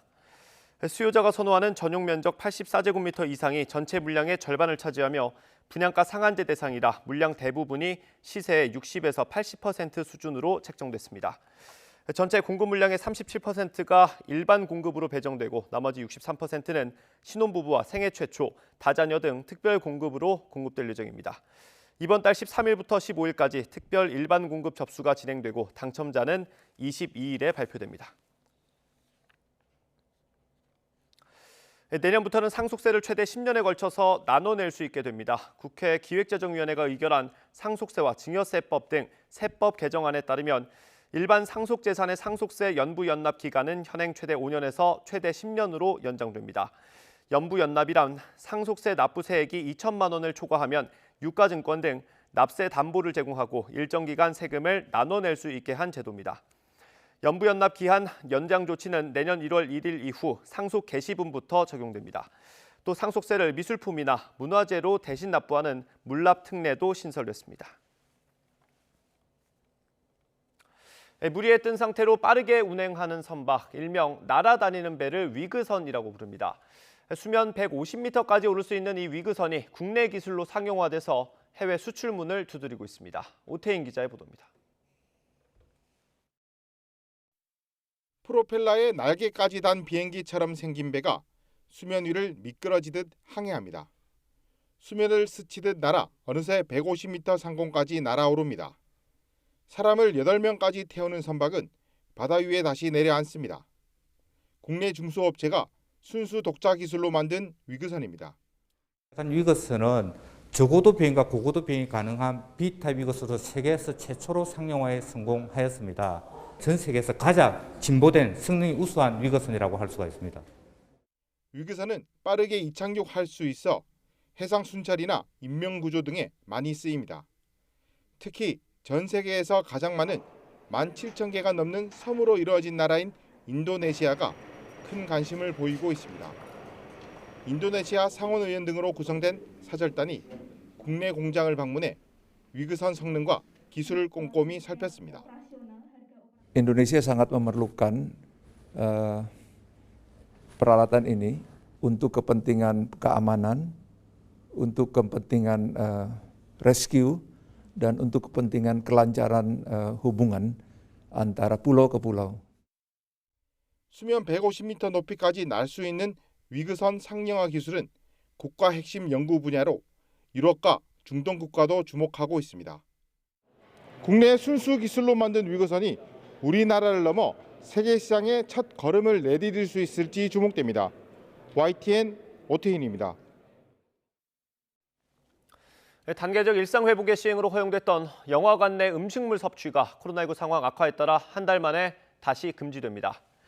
CJ, CGV 등 멀티플렉스 극장들은 정부가 발표한 특별 방역 대책에 따라 오늘부터 백신 패스관에서의 취식 허용을 중단하기로 했습니다. 다만 뛰어앉기 해제와 상영 시간 연장 등은 그대로 유지됩니다. 연예계에서 확진자가 잇따르면서 제작이나 공연에 차질이 빚어지고 있습니다. 아티스트 컴퍼니는 배우 정우성 씨가 2차 접종을 받은 상태에서 코로나19 확진 판정을 받았다고 밝혔습니다. 정우성 씨는 현재 촬영 일정은 없는 상태지만 지난달 26일 열린 제24회 청룡영화상에서 이정재 씨와 함께 시상자로 무대에 올랐습니다. 배우 고경표 역시 2차 접종을 마쳤지만 코로나19 검사 결과 양성으로 확인돼 드라마 제작 일정에 차질이 빚어질 것으로 보이고 배우 박정자 씨도 확진 판정을 받아 출연하고 있는 뮤지컬 취소 사태가 빚어졌습니다. 한국산 넷플릭스 드라마 오징어 게임이 미국 독립영화 시상식인 고썸 어워즈에서 수상의 영예를 안았습니다. BTS에 이어 이제 우리 드라마가 미국 시상식을 휩쓸 차례입니다. 화면으로 보겠습니다. 시상식 직후의 모습입니다. 황동혁 감독과 배우 이정재, 정호연 씨가 수상의 기쁨을 나누고 있습니다. 오징어 게임은 미국 뉴욕에서 열린 제31회 고썸 어워즈 시상식에서 40분 이상의 획기적 시리즈 부문 수상작으로 선정됐습니다. 황동혁 감독은 2009년 처음 대본을 썼을 때 사람들은 비현실적이고 이상하다고 했고 이 드라마를 사람들에게 보여주기까지 12년이 걸렸지만 지구상에서 넘버원 쇼가 되는 데는 12일도 걸리지 않았다면서 이건 기적이라고 말했습니다. 새 시리즈 부문 최우수 연기상 후보에 올랐던 이정재 씨는 수상이 불발됐지만 함께 수상을 축하했습니다. 현실의 삶을 되돌아보게 만드는 오징어 게임. 이번엔 황 감독과 이정재 씨의 소감 들어보겠습니다. 이걸 처음 만들 때부터 의도가 우리의 삶이 어쩌면 이런 게임의 연속이 아닌가라는 생각을 가지고 만들었기 때문에 그렇게 비교를 하시는 것도 어떻게 보면 제 의도였고 당연한 일인 것 같습니다. 감사한 만큼 앞으로 영화나 TV쇼 그 작업을 훨씬 더 열심히 해야 되겠다는 생각이 들면서 마음이 조금 더 기쁜 것도 있지만 좀 무거운 것도 좀 있습니다.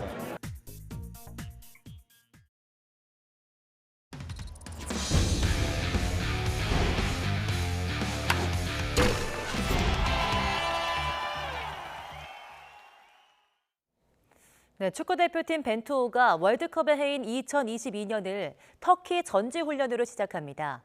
대한축구협회는 대표팀이 내년 1월 9일부터 23일까지 터키 안탈리아에서 훈련한다면서 두 차례 현지 평가전도 추진한다고 밝혔습니다. 다만 전지훈련 기간은 피파가 정한 의무 차출 기간이 아니어서 손흥민과 황희찬, 김민재 등 유럽파는 합류하기 어렵고 비시즌인 K리거 위주로 진행될 예정입니다. 네, 야구의 이종범과 이정후, 또 농구의 허재 3부자처럼 최근 스포츠계에 2세 열풍이 뜨거운데요. 지난 주말 프로축구 K리그에서도 아빠가 지도하고 아들이 뛰는 장면이 나왔습니다. 조윤재 기자입니다. 어쩐지 똑 닮은 뒤통수, 옆모습도 얼굴까지 판박입니다. 포항 김기동 감독의 친아들 김준호 선수가 지난 주말 K리그 데뷔전을 치렀습니다. 만 19살에 처음 밟은 프로 무대에서 김준호는 주눅든 기색 없이 유효 슈팅 2개를 날렸습니다. 아빠의 등번호 6을 2번 찍은 66번을 달고 강렬한 눈도장을 찍은 겁니다. 막 뭐 하려고 하지 말고 수비 열심히 하면서 쉽게 연결 잘 해주라고 했던 것 같아요. 50점밖에 못 줄 것 같아요. 제 기준에서는 별로 못했다고 생각하는데 아들의 첫 경기에 누구보다 마음 졸였을 감독은 경기가 무사히 끝나자 귀여운 핀잔을 곁들입니다. 너무 힘들었는데 헤딩 아쉽네요. 자, 화이팅 한번 하겠습니다. 하나, 둘, 셋.